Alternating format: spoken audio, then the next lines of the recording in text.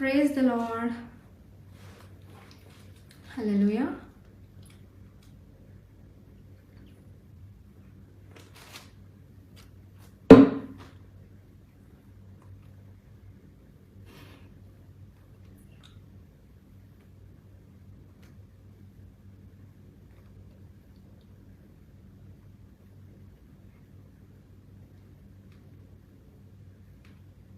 Hallelujah. Praise the Lord.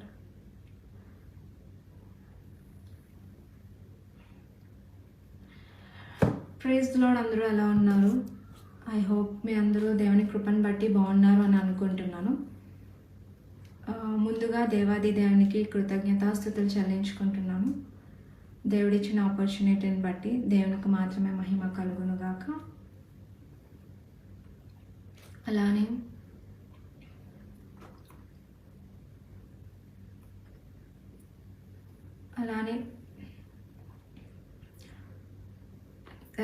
So నాకు ఈ opportunity ఇచ్చిన choose and break through generation పేజ్కి నవీన్ పాల్ రూపస్ బ్రదర్కి కూడా ప్రత్యేకమైన వందనాలు తెలియజేసుకుంటున్నాను. థ్యాంక్స్ అ లాట్ బ్రదర్, నాకు ఈ ఆపర్చునిటీ ఇచ్చినందుకు. దేవుడు మిమ్మల్ని ఇంకా దీవించాలి.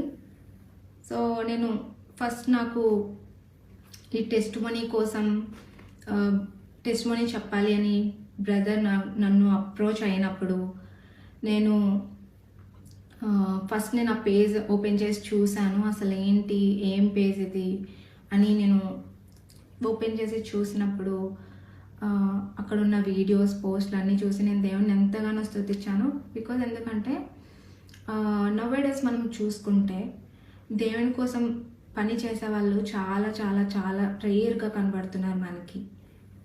So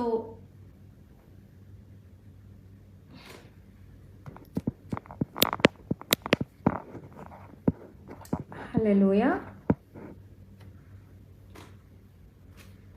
hallelujah.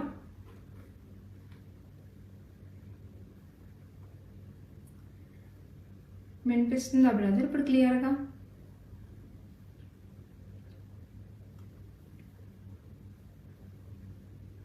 Praise the lord.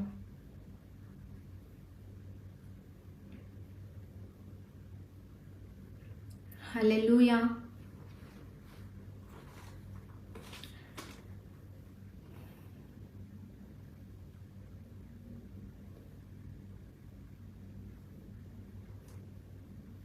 Voice okay అయితే చెప్తే నేను స్టార్ట్ చేస్తాను బ్రదర్.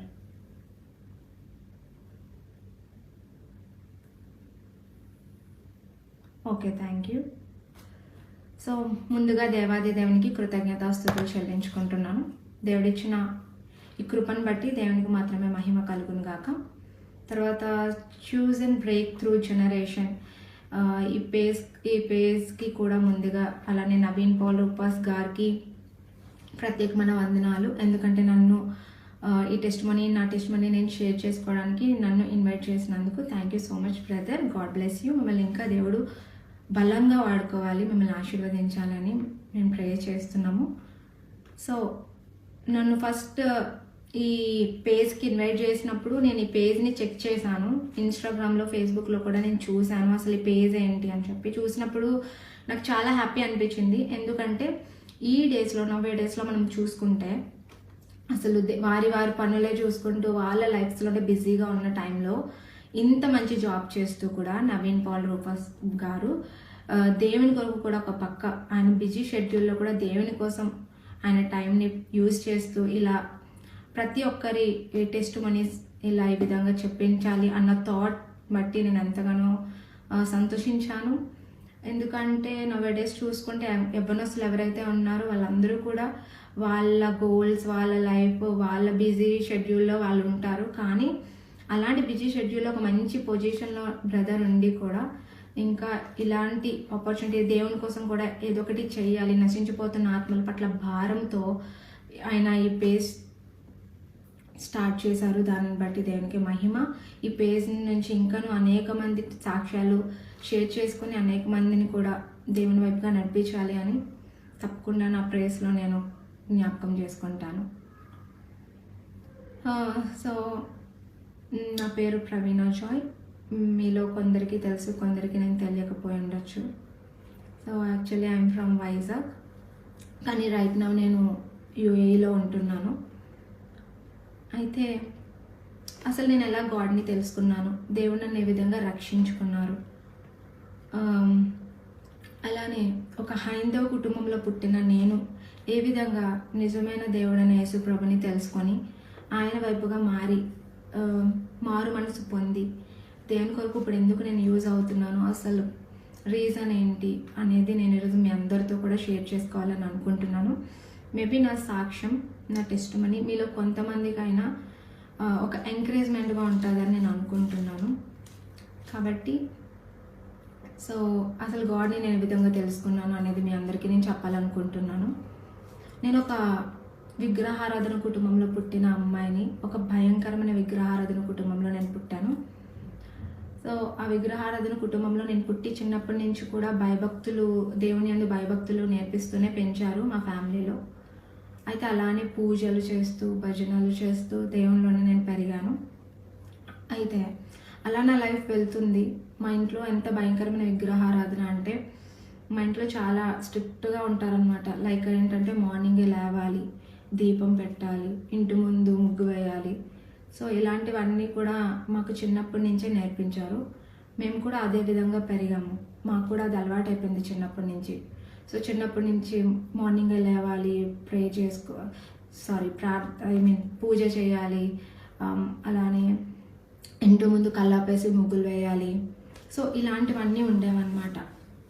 అలాంటి టైంలో అలానే గుడులకు వెళ్ళే వాళ్ళము. మాకు 10th క్లాస్లోనే మనకి ఎవ్రీ ఇయర్ మనకి సమ్మర్ హాలిడేస్ వస్తాయి కదా. సో సమ్మర్ హాలిడేస్లో ఏం చేసేవాళ్ళు అంటే మా ఇంట్లో వాళ్ళు పుణ్యక్షేత్రాలకు తీసుకెళ్ళేవారు అనమాట. ప్రతి ఇయర్ ఒక పుణ్యక్షేత్రం ఉండేది. అంటే ఒక ఇయర్ తిరుపతికి వెళ్తే, ఒక ఇయర్ షిరిడీకి వెళ్ళాలి, ఒక ఇయర్ వేరే ప్లేసెస్ పుణ్యక్షేత్రాలన్నీ కూడా వెళ్ళేవాళ్ళం అనమాట. సో ఎంత మంచిగా, ఎంత ఎక్కువ మా ఇంట్లో కూడా ఎప్పుడు చూసినా మా నాన్నమ్మ వాళ్ళందరూ కూడా భజనలు ఎక్కువ చేస్తూ ఉంటారు. మా ఇంట్లోని మెయిన్గా ఒక నాగుపాముని దేవతగా కొలుస్తారనమాట. అంటే ఒక అమ్మవారుగా మా ఇంటి పేరు పెట్టుకుని, మా ఇంటి పేరు అమ్మవారు అనమాట. ఆవిడకి ఆ ఇంటి పేరు పెట్టి అమ్మవారుగా కొలుస్తారు. ఆవిడ ఒక పెద్ద పాము అనమాట. సో చిన్నప్పటి నుంచి కూడా మా నాన్నమ్మ నాకు చాలా స్టోరీస్ చెప్తూ ఉండేది, నాకు మా కజిన్స్కి. అంటే ఆవిడ ఏ విధంగా అయితే అమ్మవారిని, ఆ పాముని ఎక్స్పీరియన్స్ అయ్యింది, అసలు ఆవిడ ఎలా కనిపించింది మా నాన్నమ్మకి. సో ఇలా మా నాన్నమ్మ చాలా స్టోరీస్ నాకు ఆ పాము కోసం చెప్పేది. చిన్నప్పుడు చాలా ఇంట్రెస్ట్గా ఉండేదన్నమాట. వావ్, నిజంగా అంత నిజమైన దేవుడా అని చెప్పి నేను మా నాన్నమ్మ చెప్తుంటే చాలా ఎక్సైటెడ్గా ఫీల్ అయ్యేదాన్ని. సో అలా ఎవరైతే పాము లేదు, దేవుడు లేదని ఎవరైనా కొంచెం ఫన్గా మాట్లాడినా వాళ్ళకి ఆ పాము కనిపించేది కళ్ళలో, వాళ్ళని భయపెట్టేది అని కూడా చాలాసార్లు చెప్పేవారు అనమాట. అందుకనే మీరు ఎప్పుడు పూజ చేయాలి, మీరు ఎప్పుడు పూజలు ఆపకూడదు, మీరు ఎప్పుడు కూడా మంచిగా అమ్మవారికి ప్రతి సంవత్సరము ఆవిడకు ఒక పండుగ చేయాలి. సో ఇలాంటివన్నీ కూడా చెప్తూ ఉండేవారు అనమాట. సో మేము కూడా అలానే పూజలు చేస్తూ అమ్మవారికి ప్రతి ఇయర్ కూడా పండుగ చేసేవారు. అమ్మవారి పండుగ ఎవ్రీ ఇయర్, అంటే బిఫోర్ సంక్రాంతి చేసేవారు. చేసినప్పుడు ఇంట్లో ఎవరైతే పెద్ద ఆడపిల్ల వాళ్ళకి శారీ కట్టి, చిన్నపిల్లలు అయినప్పటికీ వాళ్ళకి పసుపు రాసి, వాళ్ళకి చిన్న తాళి బొట్టు వేసి, వాళ్ళ కాళ్ళకి దండాలు కట్టడం ఇట్లాంటివి చేసేవారు. చిన్నప్పుడు ఒకసారి నాకు కూడా అట్లనే వైట్ శారీ కట్టి నాకు మొత్తం పసుపు రాసేసి నన్ను ఒక పెద్ద బొట్టు పెట్టేసి నన్ను ఒక ప్లేస్లో ఒక అమ్మవారుగా కూర్చోబెడితే మొత్తం పెళ్ళైపోయిన ముత్తైదువులు అంటారు కదా. సో వాళ్ళందరూ వచ్చి నా కాళ్ళకి దండం పెట్టేవారు అనమాట. సో నేను అప్పుడు చాలా గొప్పగా ఫీల్ అయిపోయేదాన్ని. లైక్ వావ్, నేను కూడా దేవుడినా, ఎందుకు నాకు దండం పెడుతున్నారు అని చెప్పి నేను చాలా ఎక్సైటెడ్గా ఉండేదాన్ని. అలా అయితే సో అలా నా లైఫ్ వెళ్తుంది. గుడులకు వెళ్ళేదాన్ని, ప్రదర్శనలు చేసేదాన్ని, మొక్కులు మొక్కుకునేదాన్ని. ప్రతిరోజు ఒక్కొక్క దేవుడు ఉంటారు కదా. హైందవుల్లో చూసుకుంటే సోమవారం వస్తే శివుడు అంటారు, మంగళవారం వస్తే ఆంజనేయ స్వామి, బుధవారం వస్తే ఇలా కొన్ని దేవుళ్ళు దేవతలు ఉంటారు. సో నేను అవన్నీ పాటించేదాన్ని. ఎక్కువగా నాకు సాయిబాబా అంటే ఇష్టం ఉండేదన్నమాట. సో గురువారం నేను సాయిబాబాకి పూజలు చేసేదాన్ని, ఉపవాసం ఉండేదాన్ని. సో ఆయనకి ప్రార్థన చేసేదాన్ని, క్షమించండి, ప్రార్థనను వచ్చేస్తుంది అలవాటు అయిపోయి పూజలు చేసేదాన్ని. సో అలా నా లైఫ్ వెళ్తుంది. నా చిన్నప్పుడే మా డాడీ చనిపోయారనమాట. When I was in 4 years old. And ఆ టైంలో మా డాడీ డాడీకి ఒక అపెండిటిస్ పెయిన్ అనేది రావడము, ఆ ఆపరేషన్ లేట్ అవ్వడం వల్ల మా డాడీ చనిపోయారు. సో మా డాడీ చనిపోయినప్పుడు నేను చాలా చిన్నదాన్ని, మా తమ్ముడు కూడా 1.5 year బాబు, మా మమ్మీ కూడా చాలా యంగేజ్లో ఉన్నారు. మా డాడీ కూడా చనిపోయినప్పుడు ఆయనకి లైక్ 29 years 30 ఈ మధ్యలో మా డాడీ మరణించారనమాట. సో అలాంటి టైంలో ఏమైంది అంటే, సో చిన్నప్పుడే మా డాడీని చనిపోయాక మాకేం తెలియదు ఆ ఏజ్లో, కాబట్టి ఇంకా చిన్నప్పటి నుంచి మా నాన్నమ్మ వాళ్ళ ఇంట్లో మేము పెరిగాము. సో పెరిగినప్పుడు ఇంకా నాన్నమ్మ వాళ్ళు విగ్రహారాధికులు కాబట్టి చిన్నప్పటి నుంచి అలానే పెంచడం, మేము కూడా అలానే. నా లైఫ్లో ఎన్ని ప్రాబ్లమ్స్ వచ్చినా, మా డాడీ చనిపోయినా ఏదైనా కూడా నేను ఎప్పుడు గాడ్ని ఏ క్వశ్చన్ చేసేదాన్ని కాదనమాట. గాడ్ అంటే నాకు చాలా భక్తి ఉండేది, ఈ దేవతలు దేవుళ్ళు అంటే చాలా భక్తి భయము ఉండేదన్నమాట. సో అలాంటి టైంలో ఏం జరిగింది అంటే, సో అలా నేను పెరుగుతున్నాను. 10th క్లాస్కి వచ్చాను, 10th అయిపోయింది. 10th అయిపోయాక ఇంటర్మీడియట్కి వచ్చేసాను. సో ఇంటర్మీడియట్కి వచ్చేసాను, కానీ నేను ఎన్ని పూజలు చేస్తున్నా, నాకు ఎన్ని ఉన్నా కూడా నా లైఫ్లో అనేది నాకు హ్యాపీనెస్ లేదనమాట. ఏదో ఎక్కడో ఒక లోటు ఉంది అని నాకు అనిపిస్తూ ఉండేది. సో ఆ లోటు ఏంటో నాకు నిజంగా అర్థమయ్యేది కాదు. అంటే నేను ఎన్ని పూజలు చేసినా, నేను ఎన్ని మొక్కులు మొక్కుకున్నా, నేను ఎన్ని ప్రదర్శనలు చేసినా, ఎన్ని ఉపవాసాలు చేసినా, నాకు పీస్ ఎందుకు ఉండట్లేదు అన్న ఫీల్లో నేను ఉండేదాన్ని అనమాట. సో అలానే నా లైఫ్ వెళ్తుంది. కానీ యాక్చువల్లీ మా కుటుంబం ఎంత భయంకరమైన విగ్రహారాధన మీకు చెప్పాను. అయినప్పటికీ కూడా మా కుటుంబంలో ఏంటంటే, మా ఫ్యామిలీలో జీసస్ని కూడా ఒక గాడ్గా బిలీవ్ చేసేవారు అనమాట. అంటే చాలామంది హిందూస్ అట్లానే ఉంటారు కదా, మేము అందరినీ బిలీవ్ చేస్తాం అన్నట్టు, అలానే మా ఫ్యామిలీ కూడా అందరినీ బిలీవ్ చేసేవారు. అందులోని యేసయ్య కూడా ఒక దేవుడు అని. మా ఇంట్లో చాలా పెద్ద పూజ గది ఉండేది. ఆ పూజ గదిలో ఎక్కడ చూసినా కూడా అన్ని రకాల దేవుళ్ళు ఉంటారు మ్యాక్సిమం, చాలా పెద్ద పూజ గది. ఆ పూజ గదిలో ఒక పక్కన యేసయ్య ఫోటో కూడా ఉంటుంది అనమాట. యేసయ్య కాదు అది, కానీ చాలామంది బిలీవ్ చేస్తుంటారు కదా, యేసుక్రీస్తు ఫొటోస్ అని సేవ్ చేస్తూ ఉంటారు. సో ఆయన కూడా ఒక పక్కన పెట్టేవారు. సో మా ఇంట్లో నేను చూసేదాన్ని, కానీ ఎప్పుడు కూడా నా కాన్సన్ట్రేషన్ అనేది యేసయ్య మీదకి వెళ్ళలేదు. నేను ఎప్పుడు కూడా ఎవరైతే మేము దేవుళ్ళు దేవతలుగా పిలుస్తున్నామో వాళ్ళకి ఎక్కువ పూజలు చేసేదాన్ని. సో అలాంటి టైంలో ఏం జరిగింది అంటే, కానీ ఒకటి మధ్యలో నేను చెప్పడం మర్చిపోయాను. అదేంటి అంటే, నేను దేవుణ్ణి ఎక్కువ కాన్సన్ట్రేట్ చేసి ఉండలేకపోవచ్చు, బట్ చిన్నప్పటి నుంచి యేసయ్య మాత్రం నన్ను చాలా ఆకర్షిస్తూ వచ్చారు, అట్రాక్ట్ చేస్తూ వచ్చారు. ఇది నేను ఏ విధంగా చెప్తున్నాను అంటే, నేను నాకు తెలియకుండానే జీసస్ సాంగ్స్ వినేదాన్ని, జీసస్ సాంగ్స్ పాడేదాన్ని. అలానే బైబిల్ ఉండేది మా ఇంట్లో. సో ఎప్పుడైనా నేను ట్రై చేసేదాన్ని అనమాట. ఆ బైబిల్ ఓపెన్ చేసి ఏదో ఒకటి చదవాలి. అవునంట, ఎవరో చెప్తే చిన్నప్పుడు విన్నాను అనమాట. బైబిల్ ఓపెన్ చేస్తే గాడ్ మాట్లాడతారంట, మనం దేనికోసం అయితే ప్రార్థన చేసామో దానికోసం దేవుడు మాట్లాడతాడంట అని నాకు ఎవ్వరో చెప్పారు. నాకు ఎగ్జాక్ట్గా గుర్తులేదు చిన్నప్పుడు. సో మేము ఏం చేసేదాన్ని అంటే, బైబిల్ ఎలా ఉంటే ఇలా ఓపెన్ చేసేదాన్ని, చూసేదాన్ని, నాకు ఏం అర్థమయ్యేది కాదు, మళ్ళీ మూసేసేదాన్ని.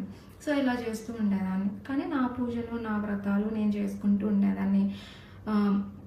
ఎంత విగ్రహారాధికురాలున్నా నేను అంటే, ఒక విజయవాడలో కనకదుర్గమ్మ గుడి ఉంటుంది కదా, మేము ఒక ప్లేస్లో ఉండేవాళ్ళని. ఆ ఇంటి దగ్గర అంటే మాది విజయవాడ కాదు, మా ఆంటీ వాళ్ళ ఇంట్లో నేను ఉండేదాన్ని. అప్పుడు హాలిడేస్కి వెళ్ళినప్పుడు మా ఆంటీ వాళ్ళ ఇంటి దగ్గర నుంచి విజయవాడ కనకదుర్గమ్మ గుడికి కారులో ఒకవేళ వెళ్తే 15-20 minutes, దగ్గర 30 minutes అనుకోండి. అలాంటిది మా ఆంటీ ఇంటికన్నా దూరం వేరే ఒక టెంపుల్ దగ్గర నుంచి మేము విజయవాడ కనకదుర్గమ్మ గుడికి చెప్పులు లేకుండా చేతిలోని దీపాలు పట్టుకొని గుడికి వెళ్ళేవాళ్ళం. గుడికి ఎక్కి గుడిలో కూర్చుని పూజలు చేసేదాన్ని అనమాట. అంత దేవుడు అంటే భక్తి, అంత దేవుడు అంటే నాకు పిచ్చి ఉండేది. అయితే ఇలా నా లైఫ్ వెళ్తుంది, అంతా బాగానే ఉంది, నాకు కావాల్సినవన్నీ మ్యాక్సిమం అన్నీ ఉన్నాయి. కానీ ఎప్పుడైతే మా చిన్నప్పుడే మా డాడీ చనిపోయారు కాబట్టి ఆ బాధ ఉంటుంది కదా, అప్పుడప్పుడు నాకు మా డాడీ గుర్తొచ్చినప్పుడల్లా నేను చాలా స్ట్రగుల్ అయ్యేదాన్ని అనమాట. నాకు ఎందుకు డాడీ లేరు అని నేను చాలా బాధపడుతూ ఉండేదాన్ని. అంటే నా చుట్టుపక్కల నన్ను మంచిగా ప్రేమించే మా నాన్నమ్మ ఉంది, నా కజిన్స్ ఉన్నారు, మా ఫ్యామిలీ మెంబర్స్ అందరూ ఉన్నారు. అయినప్పటికీ కూడా పేరెంట్స్ లవ్ కదా. సో పేరెంట్స్ లవ్ అనేది నాకు లేనప్పుడు నేను చాలా సఫర్ అయ్యేదాన్ని. ఒక్కొక్కసారి ఒక డిప్రెషన్లోకి వెళ్ళిపోయేదాన్ని. నాకెందుకు నా లైఫ్ ఇలా ఉంది, నాకు మా డాడీ ఎందుకు లేరు, నాకెందుకు మా పేరెంట్స్ దగ్గర లేరు అని చెప్పి నేను చాలా సఫర్ అయ్యేదాన్ని. అలానే పెరిగాను. అలాంటి టైంలో ఏం జరిగింది అంటే ఇంటర్మీడియట్కి నేను వచ్చేసాను అనమాట. ఇంటర్మీడియట్కి వచ్చేసాక మరి నాకు నా ఫాదర్ లేరు కాబట్టి నేను మా నాన్నమ్మ దగ్గర పెరుగుతున్నాను కాబట్టి మా నాన్నమ్మ ఏమనుకున్నారంటే నేను తొందరగా తినకి పెళ్లి చేసేయాలి, నాకు ఏదైనా అయ్యేలోపు తినకు పెళ్లి చేసేసి తినని మంచి ఒక ఫ్యామిలీలో సెటిల్ చేసేయాలి, తిని సెటిల్ చేసేస్తే అప్పుడు నాకు ఏమైపోయినా పర్వాలేదు అన్న ఒక థాట్లో మా నాన్నమ్మ నాకు మ్యాచెస్ చూడడం స్టార్ట్ చేశారు. మ్యాచెస్ చూడడం స్టార్ట్ చేసినప్పుడు నేను అప్పుడు చదువుకుంటున్నాను, నాకు తెలియదు. యాక్చువల్లీ నేను ఇంటర్మీడియట్కి వచ్చేసానన్నా కూడా నేను 10th క్లాస్లో ఉండాల్సింది నేను ఇంటర్మీడియట్లో ఉన్నాను. అంటే నేను క్లాసెస్ జంప్ చేశాను అనమాట. సో నేను 10th క్లాస్ ఏజ్ నాది అప్పుడు, కానీ నేను ఇంటర్మీడియట్ చదువుతున్నాను అప్పటికి. సో ఇంటర్మీడియట్ నుంచి మా నాన్నమ్మ చూడడం స్టార్ట్ చేశారు మ్యాచెస్, కానీ వచ్చేవి చూసేవారు. తర్వాత ఏదో ఒక రకంగా దేవుడు తప్పిస్తూ వచ్చారు, ఎలానో అవ్వలేదు. బట్ ఇంటర్మీడియట్ అయిపోయింది, ఇంకా నేను నెక్స్ట్ బీఎస్సీ జాయిన్ అయ్యాను. సో జాయిన్ అయ్యి ఫస్ట్ ఇయర్లో జాయిన్ అయ్యాను. ఇంకా ఆ టైంలో ఒక మ్యాచ్ వచ్చింది. మ్యాచ్ రావడం ఇంకా ఎలా అయినా నేను అప్పటికి చాలాని తప్పించుకున్నాను, కానీ ఇంకా ఆ సిచ్యువేషన్లో నేను తప్పించుకోలేకపోయాను అనమాట. సో అలాంటి టైంలో ఇంకా నేను ఏమంటారు ఇంకా మ్యారేజ్ అనేది ఫిక్స్ అవ్వడం జరిగింది. జరిగినప్పుడు కానీ మ్యారేజ్కి నాకు ఇష్టం లేకుండా నాకు ఒక ఎమోషనల్ బ్లాక్మెయిల్ లాంటిది జరగడం వల్ల సరే నా కోసమైనా నా హ్యాపీనెస్ ఎలాగో లేదు, మా ఫ్యామిలీ మెంబర్స్ అయినా హ్యాపీగా ఉంటారులే అన్నట్టు నేను మా నాన్నమ్మ కోసం నేను ఆ మ్యారేజ్కి ఓకే చెప్పడం జరిగింది. కానీ చెప్పాక ఏం జరిగింది అంటే నాకు పెళ్లి చేసుకోవడం ఇష్టం లేదు. అప్పుడేదో చెప్పేశాను మా నాన్నమ్మ వాళ్ళు బాధపడకూడదని. కానీ ఆ తర్వాత మ్యారేజ్కి చాలా టైం ఉంది, ఒక 1 year టైం పెట్టారు. ఎందుకంటే మా ఫ్యామిలీ మెంబర్స్ చాలామంది ఇక్కడ అబ్రాడ్లో ఉంటున్నారు కాబట్టి వాళ్ళందరికీ కూడా మరి లీవ్స్ దొరికి రావాలి కాబట్టి కొంచెం టైం పడుతుంది. సో వాళ్ళందరూ కూడా ఏం చేశారంటే మ్యారేజ్కి ఒక 1 year టైం పెట్టినప్పుడు ఈ 1 yearలో నేను చదువుకుంటానైతే నేను కాలేజ్కి వెళ్తాను, ఇంకా 1 year టైం ఉంది కదా అని చెప్పి నేను కాలేజ్కి వెళ్తూ వచ్చేదాన్ని. సో అలాంటి టైంలో నాకు ఏమనిపించిందంటే ఇంకా డేస్ దగ్గర అవుతున్న కొద్ది మ్యారేజ్కి ఇంకొన్ని మంత్స్ ఉందంటుండగా నాకు నేను పెళ్లి చేసుకోలేను, నేను చదువుకోవాలి, నేను సెటిల్ అవ్వాలి, నేను ఇంత చిన్న ఏజ్లో నాకు పెళ్ళి ఎందుకు, అప్పటికి నేను మైనర్ అనమాట, మేజర్ కూడా కాదు. సో నాకు ఎందుకు పెళ్ళి, అప్పుడే నేను పెళ్లి చేసుకోవాలని అని నేను ఏం చేశానంటే ఒక రాంగ్ డెసిషన్ తీసుకున్నా. అంటే దుష్టుడు చూపించిన మార్గంలోకి నేను వెళ్ళిపోయాను. సో ఆ రాంగ్ డెసిషన్ ఏంటి అంటే నేను మా ఇంట్లో చెప్పలేను, అంటే నాకు ఇప్పుడు పెళ్ళి వద్దు నేను చేసుకోను అని చెప్పలేను. చెప్తే వాళ్ళు ఏమనుకుంటారో, వాళ్ళు ఏమంటారు, వాళ్ళు తిడతారు, వాళ్ళు కొట్టరు, తిడతారు, బాధపడతారు. సో ఇలాంటి భయంలో నేనేం చేశానంటే ఎందుకు వచ్చినది నేను యాక్ట్ చేద్దాం అనుకున్నాను. యాక్చువల్లీ నిజంగా చనిపోదామని అనుకోలేదు, కానీ జస్ట్ నేను యాక్ట్ చేద్దాము, సూసైడ్ చేసుకున్నట్టు యాక్ట్ చేద్దాము, చేసుకున్నాక వాళ్ళే భయపడి ఆపేస్తారు అని నేను అనుకున్నాను. సో అలాంటి టైంలో ఏమైంది అంటే నేను సూసైడ్ అటెంప్ట్ చేసుకున్నాను అనమాట. సో సూసైడ్ అటెంప్ట్ నేను చేసుకున్నప్పుడు నేను మేబీ 16 years old, నాకేం తెలియదు. నేను స్లీపింగ్ పిల్స్ తీసేసుకున్నాను. స్లీపింగ్ పిల్స్ తీసేసుకుని అంటే యాక్చువల్లీ యాక్ట్ చేద్దామని అనుకున్నాను. 1 tablet 2 tablets 3 tablets వేసుకుంటే నాకు నిద్ర రావట్లేదు, మత్తు రావట్లేదని చెప్పి ఏంటి మత్తు రావట్లేదు, ఇవి అసలు స్లీపింగ్ పిల్సా కాదని చెప్పి మొత్తం ఒక 10 వేసేసుకున్నాక తర్వాత నేను అన్కాన్షియస్ అయిపోయాను. నాకు తెలియదు ఏం జరిగిందో. తర్వాత నన్ను హాస్పిటల్కి తీసుకెళ్లారంట, చాలా జరిగాయంట. సో 3 days తర్వాత నేను కళ్ళు తెరిచి చూసేసరికి నేను ఒక హాస్పిటల్ బెడ్ పైన ఉన్నా. మొత్తం నా చేతికి సెలైన్ బాటిల్స్ పెట్టేస్తున్నారు, ఓ పక్క నాకు అన్ని మొత్తం నా చేతులు నిండా కూడా వయసే ఉన్నాయి. సో నేను కళ్ళు తెరిచి చూసేసరికి అసలు ఏం జరిగింది, నేను యాక్ట్ చేద్దాం అనుకున్నాను కదా, ఏమైంది అని నేను చూసేసరికి సీరియస్గా నేను చనిపోయిన వరకు వెళ్ళిపోయాను అనమాట. మరణపు అంచుల వరకు నేను వెళ్ళిపోయాను. కానీ దేవుని యొక్క మహాకృప, అప్పటికి నేను దేవుని నమ్మలేనప్పటికీ కూడా నేను రక్షింపబడ్డాను. ఈ విషయంలో నేను ఒకటి చెప్తున్నాను ఏంటి అంటే మా డాడీ సైడ్ మీకు చెప్పాను, మా డాడీ సైడ్ అందరూ కూడా విగ్రహారాధికులు, కానీ మా మమ్మీ సైడ్ కూడా వాళ్ళ నాన్నమ్మ విగ్రహారాధికులు అయినప్పటికీ మా మమ్మీ వాళ్ళ డాడీ ఎవరైతే ఉన్నారో మా తాతయ్య జోసఫ్ గారు, ఆయన దేవుని నమ్ముకున్నారంట. మరి ఆయన ఎలా నమ్ముకున్నారు ఏంటి, I really don't know, because ఆయన కూడా నాకు చిన్నప్పుడే చనిపోయారు. సో మా తాతయ్య ఒక హ్యాండిక్యాప్డ్ అనమాట. సో మా తాతయ్య హ్యాండిక్యాప్డ్ అయినప్పుడు ఆయన దేవుణ్ణి నమ్ముకొని, ఆయన హ్యాండిక్యాప్డ్ అయినప్పటికీ కూడా మా తాతయ్య ఏం చేసేవారంటే సైకిల్ పైన ఎదగొకలాగా వెళ్ళి ఆయన దేవుణ్ణి నమ్ముకుని దేవుణ్ణి తెలుసుకున్నాక దేవుని ప్రేమ ప్రతి ఒక్కరికి చెప్పాలి అని మా తాతయ్య ప్రతి ఒక్కరింటికి వెళ్ళేవారంట. ప్రతి ఒక్కరింటికి వెళ్ళి దేవుని స్వార్థ ప్రకటిస్తూ వాళ్ళకి ఎవరికైనా బాగోకపోతే ప్రార్థన చేసేవారంట. కానీ ఎవరైనా కానుకలు ఇస్తే తీసుకునేవారు కాదంట మా తాతయ్య. ఒక అపోస్తుల సేవ ఆయన చేశారు, ఆయన ఉన్న కొన్ని ఇయర్స్ ఆయన. మేబీ నేను అనుకుంటాను, ఒక్కొక్కసారి నాకు అనిపిస్తూ ఉంటుంది మా తాతయ్య ప్రార్థనలేమో, అండ్ మా తాతయ్యకి కూడా దేవుడు, మా తాతయ్య నమ్ముకున్నాక దేవుడు మా తాతయ్యకి కూడా వాగ్దానాలు చేసే ఉంటారు కదా. సో ఆ వాగ్దానాలు బట్టి దేవుడు మమ్మల్ని కూడా రక్షించాడేమో అని ఒక్కొక్కసారి అనిపిస్తూ ఉంటుంది. ఫస్ట్ ఆఫ్ ఆల్ దేవుని యొక్క కృప, ఆయన కృప వల్లే ఎవరైనా రక్షణలోకి వస్తారు. అండ్ అలానే మా తాతయ్య ప్రార్థనలు కూడా మమ్మల్ని ప్రొటెక్ట్ చేశాయి అని నేను మా తమ్ముడు బిలీవ్ చేస్తూ ఉంటాం అన్నమాట. సో అలాంటి టైంలో నేను హాస్పిటల్ బెడ్ పైన ఉన్నాను. డాక్టర్స్ చెప్పారంట, నాకు తర్వాత చెప్పారు, మీరు ఇంకొక 5 minutes లేట్గా తీసుకొచ్చి ఉండుంటే ఈ అమ్మాయి చనిపోయేది, అసలు ఎందుకు చేసుకుంది అని చాలా అడిగినప్పుడు వాళ్ళు రీజన్స్ చెప్పారంట. ఇంకా నేను ఎప్పుడైతే మెలకులోకి వచ్చానో మా గ్రాండ్ మదర్ అందరూ కూడా చాలా ఏడ్చి, ఎందుకు ఎట్లా చేసుకున్నా, వద్దంటే వద్దని చెప్పచ్చు కదా అని అన్నారు. సో అయిపోయింది అక్కడితో అత్తి. నేను ఇంటికి వచ్చేసాను. ఇంటికి వచ్చేసి మళ్ళీ నేను నా కాలేజ్ కంటిన్యూ చేశాను. ఓకే, పెళ్ళి ఆగిపోయింది, అమ్మాయ్య ఏదైతే ఏంటి నా ప్లాన్ వర్కౌట్ అయింది, నేను పెళ్ళి ఆపేసుకున్నాను, ఇప్పుడు నేను చదువుకోవచ్చు మంచిగా అని అనుకున్నాను. కానీ అది కూడా వర్కౌట్ అవ్వలేదు. ఎందుకంటే నేను ఇంకా మా ఫ్యామిలీ మెంబర్తోనే నాకు మ్యారేజ్ ఫిక్స్ అయ్యి ఆగిపోయింది కాబట్టి కొన్ని క్లాషెస్ వచ్చాయన్నమాట. మా ఫ్యామిలీకి వాళ్ళ ఫ్యామిలీకి మధ్య గొడవలు జరుగుతుండేవి. సో ఇంకా నేను వైజాగ్లో ఉండలేక వైజాగ్లోని నుంచి నేను మా అమ్మమ్మ వాళ్ళ ఇంటికి కాకినాడ నేను వెళ్ళిపోయాను. అంటే మా నాన్నమ్మే చెప్పారనమాట, కొన్ని డేస్ నువ్వు మా అమ్మమ్మ వాళ్ళ ఇంటికి వెళ్ళిపో, కావాలంటే అటు నుంచి వచ్చాక నువ్వు కాలేజ్ జాయిన్ అవ్వదు కానీ, బికాజ్ ఇక్కడ సిచ్యువేషన్స్ వెరీ బ్యాడ్ కాబట్టి నువ్వు ఇక్కడ ఉండకపోవడం మంచిది. నువ్వు ఇక్కడ ఉంటే నేను ప్రతిరోజు చూస్తుంటే వాళ్ళు ఏదో ఒక రకంగా తిడుతూ గొడవలు పడుతూ ఉంటారు అన్నప్పుడు నేను అప్పటికప్పుడు నేను కాలేజ్ కూడా మానేసి అమ్మమ్మ వాళ్ళ ఇంటికి వెళ్ళిపోయాను. సో నేను చెప్పాను కదా మా అమ్మమ్మ వాళ్ళు క్రిస్టియన్స్ అనమాట. సో నేను మా అమ్మమ్మతో ప్రతిరోజు ప్రతి సండే మా అమ్మమ్మతో నేను చర్చ్కి వెళ్ళేదాన్ని. అదొక పెద్ద డినామినేషన్ చర్చ్ అనమాట. సో ప్రతిరోజు వెళ్ళేదాన్ని, వాక్యం వినేదాన్ని, నాకేం అర్థమయ్యేది కాదు, చూసేదాన్ని, వినేదాన్ని, అక్కడే పడుకుని పోయేదాన్ని. నేను ఇంత పెద్ద విగ్రహారాధన నుంచి వచ్చినా కూడా నేను చర్చికి ఎందుకు వెళ్ళానంటే, ఫస్ట్ థింగ్ మా విగ్రహారాధన ఫ్యామిలీలో మా నాన్నమ్మ వాళ్ళు కూడా దేవుడిని, యేసుప్రభుని ఒక దేవుడిగా బిలీవ్ చేస్తున్నారు.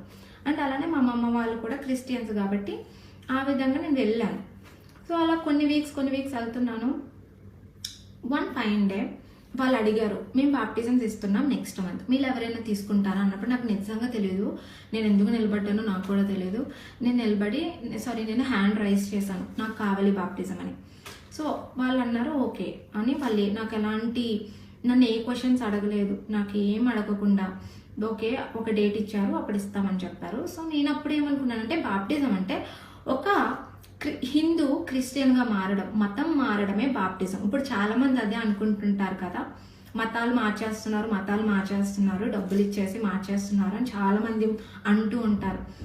సో నేను కూడా మతం మారడమే బాప్టిజం అని అనుకుని నేను బాప్టిజం తీసేసుకున్నాను. మారు మనసు లేని బాప్టిజం తీసుకున్నాను. నాకు సరిగ్గా యేసయ్య కోసం ఏం తెలియదు. నాకు తెలిసిందల్లా యేసు ప్రభు కూడా దేవుడు, ఆయన చనిపోయాడంట. ఎందుకు చనిపోయాడు, మన పాపాల కోసం చనిపోయాడు, ఇది కూడా తెలియదు. ఆయన చనిపోయాడు అంతే. సో నాకు ఇవి మాత్రమే తెలుసు. సో ఇలా నేను బాప్టిజం తీసుకున్నాను కానీ 2015లో తీసుకున్నాను అనుకుంటున్నాను, ఐ థింక్. నేను ఎందుకు గుర్తుపెట్టుకోలేదంటే నాకు మారు మనసు లేదు కాబట్టి. ఒకవేళ నాకు మారు మనసు ఉండి తీసుకుని ఉంటే నేను అవి కూడా గుర్తుపెట్టుకునేదాన్ని, రీబోర్న్ కాబట్టి. సో బాప్టిజం తీసుకున్నాను కానీ సేమ్ లైఫ్. అంటే నాకు మూవీస్ అడిక్షన్ ఉండేదన్నమాట. చాలా మూవీస్ చూసేదాన్ని, చాలా మూవీ సాంగ్స్ అంటే పిచ్చి, టిక్టాక్స్ చేసేదాన్ని, ఫన్వి ఓన్లీ. అలానే గేమ్స్ ఆడేదాన్ని, ఫ్రెండ్స్ ఉండేవారు చాలా ఎక్కువ, మొత్తం లోకంలోనే ఉండేదాన్ని. ఏమాత్రము కూడా అసలు క్షమించే గుణం ఉండేది కాదు. ఎవరైనా ఏదైనా నాకు చేస్తే వాళ్ళని నేను ఫర్గివ్ చేసేదాన్ని కాదు. అండ్ జలసీ ఇవన్నీ ప్రతి మనిషిలో ఉండే ప్రతి ఒక్కటి నాలో ఉంది. బాప్టిజం తీసుకున్నాను, సేమ్ లైఫ్ని నేను లీడ్ చేస్తూ వెళ్ళాను. సో అలాంటప్పుడు ఇంకేం జరిగిందంటే ఇంకా కొన్ని రోజులు అయిపోయాక ఇంకా నేను కాకినాడ నుంచి మా మమ్మీ వాళ్ళు యూఏఈలో ఉంటారు. సో యూఏఈ రావాలని నేను డిసైడ్ అయిపోయాను. నార్మల్గా జస్ట్ విజిట్గా వెళ్దాం అన్నట్టు వచ్చాను. సో యూఏఈకి నేను వచ్చినప్పుడు యూఏఈకి వచ్చేసాను. ఇక్కడ ఏంటంటే మనకి ఇండియాలో సండే చర్చ్ అయితే ఇక్కడ ఫ్రైడే చర్చ్ ఉండేది అప్పుడు. సో మేము ప్రతిరోజు మా మమ్మీ నేను కూడా చర్చ్కి వెళ్ళేవాళ్ళము. సేమ్ అక్కడ కూడా అంతేమాట. ఇండియాలో ఉన్నప్పుడు ఏ విధంగా అయితే నేను చర్చ్కి వెళ్ళి వాక్యం విని ఈ చెవి నుంచి విని ఆ చెవి నుంచి వదిలేసేదాను, సేమ్ అలానే యూఏఈలో కూడా చర్చ్కి వెళ్ళేదాన్ని, వినేదాన్ని, చర్చ్ అయిపోయాక ఇంటికి వచ్చేదాన్ని, మళ్ళీ మూవీస్ చూసేదాన్ని, టిక్ టాక్స్ చేసేదాన్ని. సో ఇలాంటి లైఫ్ని నేను దగ్గర రక్షింపబడి దగ్గర ఐ థింక్ 4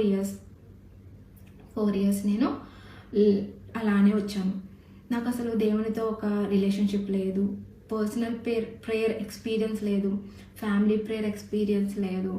ఎందుకంటే మా అమ్మమ్మ సైడ్ కూడా నామకార్థమైన క్రిస్టియన్స్గానే ఉండేవారు అనమాట. సో ఫ్యామిలీ ప్రేయర్ ఎక్స్పీరియన్స్ లేదు, పర్సనల్ ప్రేయర్ ఎక్స్పీరియన్స్ లేదు, గాడ్తో నాకు ఒక రిలేషన్షిప్ లేదు.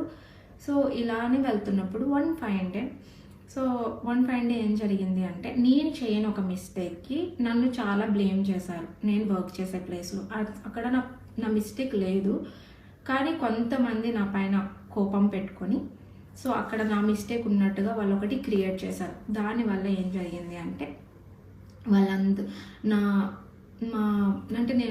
మా సార్ వాళ్ళు నా పైన కొంచెం ఫైర్ అయ్యారనమాట. సో ఆ విషయం జరిగాక నేను ఇంక ఇంటికి వచ్చేసాను. నేను నా హార్ట్ చాలా బ్రేక్ అయిపోయింది. లైక్ ఎలా అంటే నేను ఏం తప్పు చేయలేదు కదా, అయినా వాళ్ళు ఎలా నన్ను అన్నారు అని నేను చాలా ఏడ్చి నాకు తెలియకుండా నేనే ఎందుకో తెలియదు ప్రార్థన చేసుకున్నాను. ఫస్ట్ టైం కూర్చొని ప్రార్థన అంటే కూడా ఎలాగో చేయాలో నాకు సరిగ్గా తెలియదు, కానీ కూర్చొని చెప్పుకున్నాను నేనేం చేయలేదు కదా, నన్ను ఇలా అంటున్నారు ఎందుకు అని చెప్పి నేను ఏడ్చి ప్రార్థన చేశాక నాకు చాలా పీస్ అనిపించింది అన్నమాట. అప్పటి వరకు చాలా డిప్రెషన్లోకి ఎందుకు అన్నట్టు చాలా డిస్కరేజ్మెంట్ ఫీల్లో ఉన్న నాకు సడన్గా దేవుని ప్రార్థన చేసుకునేసరికి నాకు చాలా రిలీఫ్ వచ్చింది. సో అనిపించింది వావ్ బాగుంది, అప్పుడప్పుడు ప్రార్థన చేసుకుందాం అని డిసైడ్ అయ్యాను. ఎందుకంటే సడన్గా మనకి చేంజ్ అనేది రాదు, కొంచెంగానే వస్తుంది ఎవరికైనా కూడా. సో అదే జరిగింది నా లైఫ్లో. సో జరిగాక అప్పటి నుంచి స్టార్ట్ అయిందండి దేవునితో నాకు సహవాసము. కానీ ఎప్పుడైతే ఫస్ట్ టైం ప్రే చేశానో ఆ రోజు నుంచి నేను డైలీ కంటిన్యూ చేయలేదు, కానీ అప్పుడప్పుడు ప్రార్థన చేస్తూ ఉండేదన్నమాట. ఎప్పుడైనా గుర్తొచ్చినప్పుడు బైబిల్ చదవడం అయితే అస్సలు లేదు. బైబిల్ చదివినా అర్థమయ్యేది కాదు, ఏది అర్థమయ్యేది కాదు, ఎక్కడి నుంచి చదవాలి ఏంటి అసలు ఏం తెలియదు నాకు. చర్చిలో కూడా కూర్చున్నప్పుడు వర్సెస్ చెప్తారు కదా, రిఫరెన్సెస్ తీయడం కూడా నాకు రాదు, ఎక్కడ ఎప్పుకుంటుందో తెలియదు, వెతుక్కునేదాన్ని. నేను వెతుక్కుని తీసేసేసరికి వాళ్ళు ఇంకొక రిఫరెన్స్ చెప్పేసేవారు అనమాట. సో ఇంత లో ఉండేది నా స్పిరిచువల్ లైఫ్.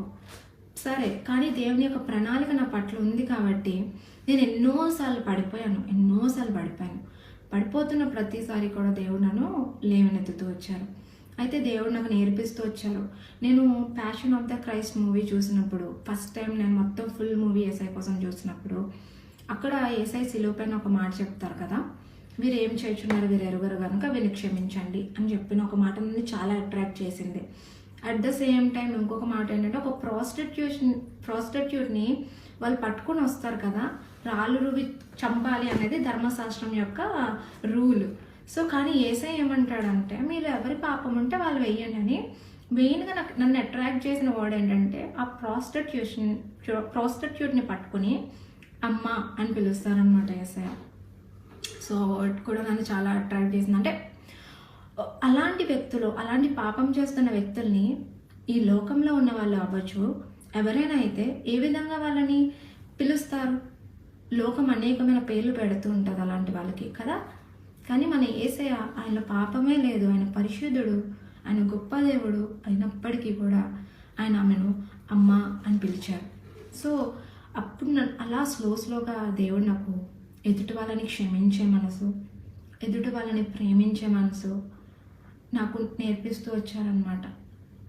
సో ఎప్పటి నుంచి అయితే నేను ఎవరినైతే ఫర్గివ్ చేయకుండా ఉండేదాన్నో వాళ్ళందరినీ ఫర్గివ్ చేసేసి తిరిగి వాళ్ళందరి కోసం ప్రార్థన చేసే మనసు దేవుడు నాకు ఇచ్చాడు. అంటే వాళ్ళందరూ కూడా ప్రభా నేను తెలుసుకోవాలి, వాళ్ళందరూ నీ దగ్గరికి రావాలి అని వాళ్ళందరి కోసం ఇప్పటికీ నేను ప్రార్థన చేస్తున్నాను అంటే అది దేవుడు నాకు ఇచ్చిన మారు మనసు. సో అలానే కానీ చాలామంది ఎలా ఉంటారంటే దేవుని నమ్ముకున్నాం అని అంటారు, రక్షింపబడిపోయాము, మేము ఇన్ని సంవత్సరాలు మా తాత ముత్తాతల నుంచి మొత్తం అందరూ సేవకులే లేకపోతే విశ్వాసులే మేము అని చెప్తుంటారు. కానీ వాళ్ళ లైఫ్లో క్షమించే గుణం ఉండదు, అలానే వాళ్ళ లైఫ్లో ప్రేమించే హృదయం ఉండదు, ఎదుటి వాళ్ళకి సహాయం చేసే హృదయం ఉండదు.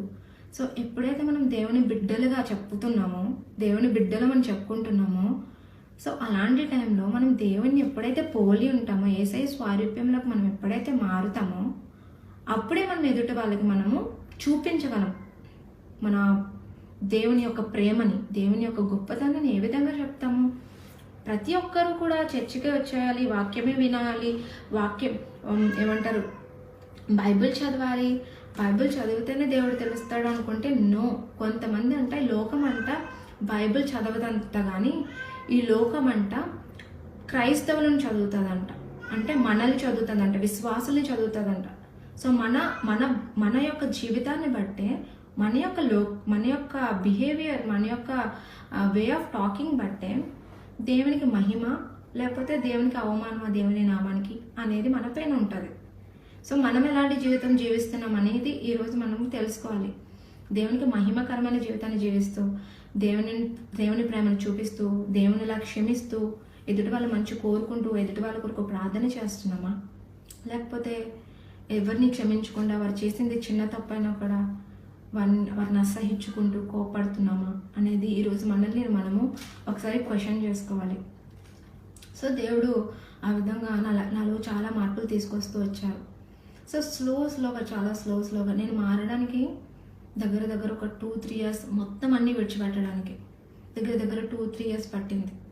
స్లోగా క్షమించే గుణము, ప్రేమించే గుణము, పరిశుద్ధత కలిగి ఉండే గుణము, జలసీ ఫీల్ తీసేయడము, అండ్ అట్లానే మూవీస్ అయితే మాత్రం చాలా అడిక్ట్ అయిపోయేదాన్ని, చాలా పిచ్చి ఉండేది. అంటే దేవునితో కొంచెం సహవాసం స్టార్ట్ అయింది, కానీ మూవీస్ ఆపేదాన్ని కాదు. మూవీస్ చూసేదాన్ని, పాటలు వినేదాన్ని, పాటలు పాడేదాన్ని. కానీ అది కూడా సడన్గా ఒక రోజు ఏమైందంటే, నేను టిక్టాక్స్ చేసేదాన్ని అని చెప్పాను కదా, ఒక టిక్టాక్ వీడియో నేను వాట్సాప్లో పోస్ట్ చేశాను. ఫన్కి సంబంధించినవి చేసేదాన్ని నేను టిక్టాక్స్. అయితే యాక్చువల్లీ అప్పటికి మా తమ్ముడు కూడా దేవుని తెలుసుకున్నాడు. అప్పుడే మా తమ్ముడు కొత్తగా తెలుసుకున్నాడు. మా తమ్ముడు ఐ థింక్ 2017లో తెలుసుకున్నాడు. వాడు బాగా స్పిరిచువల్గా ఉన్నాడు మాకన్నా. అయితే మా తమ్ముడు ఇప్పుడు మూవీస్ టిక్టాక్ పెట్టినా నన్ను తిడతాడు అని చెప్పి నేను ఏం చేశానంటే, మా తమ్ముడిని హైడ్ చేసేసి మా కజిన్స్ని హైడ్ చేయలేదు, మిగిలిన వాళ్ళందరికీ పెట్టేశాను. అయితే మా తమ్ముడు మా కజిన్స్ వాళ్ళతో ఆ రోజు ఉండడం వల్ల ఏం జరిగిందంటే, మా కజిన్ ఫోన్ నుంచి మా తమ్ముడు నా టిక్టాక్ చూసేశాడు. సో చూసేసి మా తమ్ముడు కాల్ చేసి నాకు ఒకటే మాట అడిగాడు.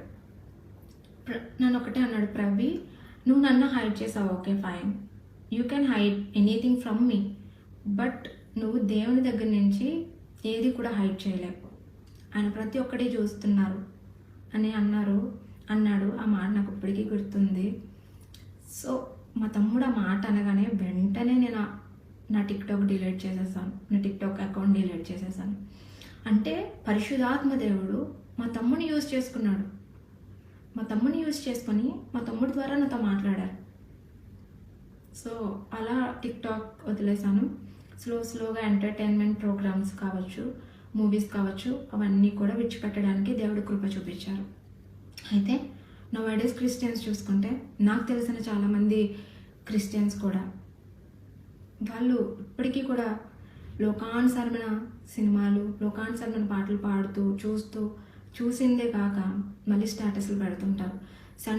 సండే వస్తేనేమో దేవుని వాక్యాన్ని పోస్ట్ చేస్తారు. మిగిలిన మండే టు సాటర్డే చూసుకుంటే లోకానుసరమైన స్టేటస్లు, స్టోరీలు పెడుతూ ఉంటారు. సో అలాంటి మంది నేను చాలామందిని చూసాను. కానీ అలాంటి మంది దేవుడు ఏమన్నాడంటే, వేషధారులారా అన్నాడు. హిపోక్రసీ లైఫ్ అనేది ఒకప్పుడు నాలో కూడా ఉండేది. నేను కూడా చర్చ్ డే వచ్చినప్పుడు చర్చ్కి వెళ్ళేదాన్ని, మిగిలిన రోజులు మూవీస్ లోకంలోనే ఉండేదాన్ని. కానీ దేవుడు నన్ను మార్చాడు. సో నా చుట్టుపక్కల ఉన్న నా ఫ్రెండ్స్ కావచ్చు, నాకు తెలిసిన వెల్ విషర్స్ కావచ్చు, వాళ్ళలో ఎవరైనా ఇలాంటి లైఫ్ని లీడ్ చేస్తుంటే నేను వెంటనే వాళ్ళకి చెప్తాను, నేను భయపడను. ఎందుకంటే నా లోపల ఆ బాధ వస్తుంటుంది. ఎందుకంటే నేను కూడా ఒకప్పుడు ఇదే లైఫ్ని నేను చేశాను కదా. ఇప్పుడు సో నాలో వీళ్ళు ఉన్నారు కాబట్టి అప్పుడు నాకు చెప్పడానికి ఎవరు లేరు. అప్పుడు దేవుడే ఏదో ఒక రకంగా నన్ను నడిపించుకున్నారు. సో ఇప్పుడు నేను చెప్పాలి వీళ్ళందరికీ అన్నట్టు ఎవరైతే నాకు తెలిసిన నా ఫ్రెండ్స్ కావచ్చు, నా తెలిసిన వాళ్ళు ఎవరైనా కూడా వాళ్ళకి చెప్తా, ఎందుకు ఇలా చేస్తున్నావు, దేవుడు ఉన్నాడు కదా, దేవుడికి ఇష్టం ఉండదు ఇవన్నీ. నువ్వు ఏదైనా పోస్ట్ చేస్తే అది దేవుడి పోస్ట్ చేయు. నువ్వు ఏది చేసినా, మీరు ఏది చేసినా దేవునికి మహిమకరంగా ఉండాలి, దేవుని నామాన్ని మహిమపరచాలి. అంతేగాని లోకస్తులు చూసినప్పుడు ఇలా ఉన్నారేంటి అన్నట్టుగా మన దేవునికి అవమానం ఉండకూడదు అని చెప్తుంటాను. అయితే అలా నేను చెప్పడం వల్ల కొంతమంది నాతో మాట్లాడరు, కొంతమంది నా మెసేజెస్ కూడా అసలు ఓపెన్ చేయరు ఫస్ట్ ఆఫ్ ఆల్. అండ్ అలా ఉన్నారు. ఏదేమైనప్పటికీ మన పని మనం చేయాలి. ఎందుకంటే దేవుడు మన లైఫ్లో కొంతమందిని పెట్టాడంటే there is a reason. So ఒకనొక రోజు దేవుడు మనల్ని అందరినీ లెక్క అడుగుతారు కదా. సో అడిగినప్పుడు మనం చెప్పాలి, నువ్వు తనకి ఎందుకు చెప్పలేదు, తను నీ లైఫ్లో పెట్టాను కదా, తను ఆ రోజు నీతో మాట్లాడింది కదా, తనకు నువ్వు ఎందుకు దేవుడి కోసం చెప్పలేదు అని దేవుడు అడిగినప్పుడు మన దగ్గర ఆన్సర్ ఉండాలి కదా. సో అందుకే దేవుడు అలాంటి క్వశ్చన్ అడగకుండా ఉండాలని నేను ఎప్పుడైతే పరిపూర్ణమైన మార్మల్స్ పొందుకున్నానో అప్పటి నుంచి కూడా నేను దేవుని సువార్త ప్రకటిస్తున్నాను. సో ఇలా దేవుడు నా లైఫ్ని మార్చాక ఇంకా దేవునితో ఒక ఇంటిమసీ రిలేషన్షిప్ అనేది ఎప్పుడైతే నాకు బాండ్ అయిందో స్లోగా నేను దేవునికి దగ్గరికి వెళ్ళాను. సో ఫాస్టింగ్స్ ఉండడం స్టార్ట్ చేశాను, ప్రేయర్లో ఎక్కువ గడపడం స్టార్ట్ చేశాను, వాక్యం చదవడం స్టార్ట్ చేశాను, వాక్యం అర్థం చేసుకోవడం స్టార్ట్ చేశాను, మెసేజెస్ వినేదాన్ని, మెసేజెస్లో ఇంపార్టెంట్ పాయింట్స్ కూడా రాసుకునేదాన్ని. ఇలా నా దేవుడు నన్ను గైడ్ చేస్తూ వచ్చారనమాట. సో ఇలాంటి టైంలో నేను మీకు ముందు చెప్పాను, నాకు మా డాడీ లేరని నేను చాలా సఫర్ అయ్యేదాన్ని అని.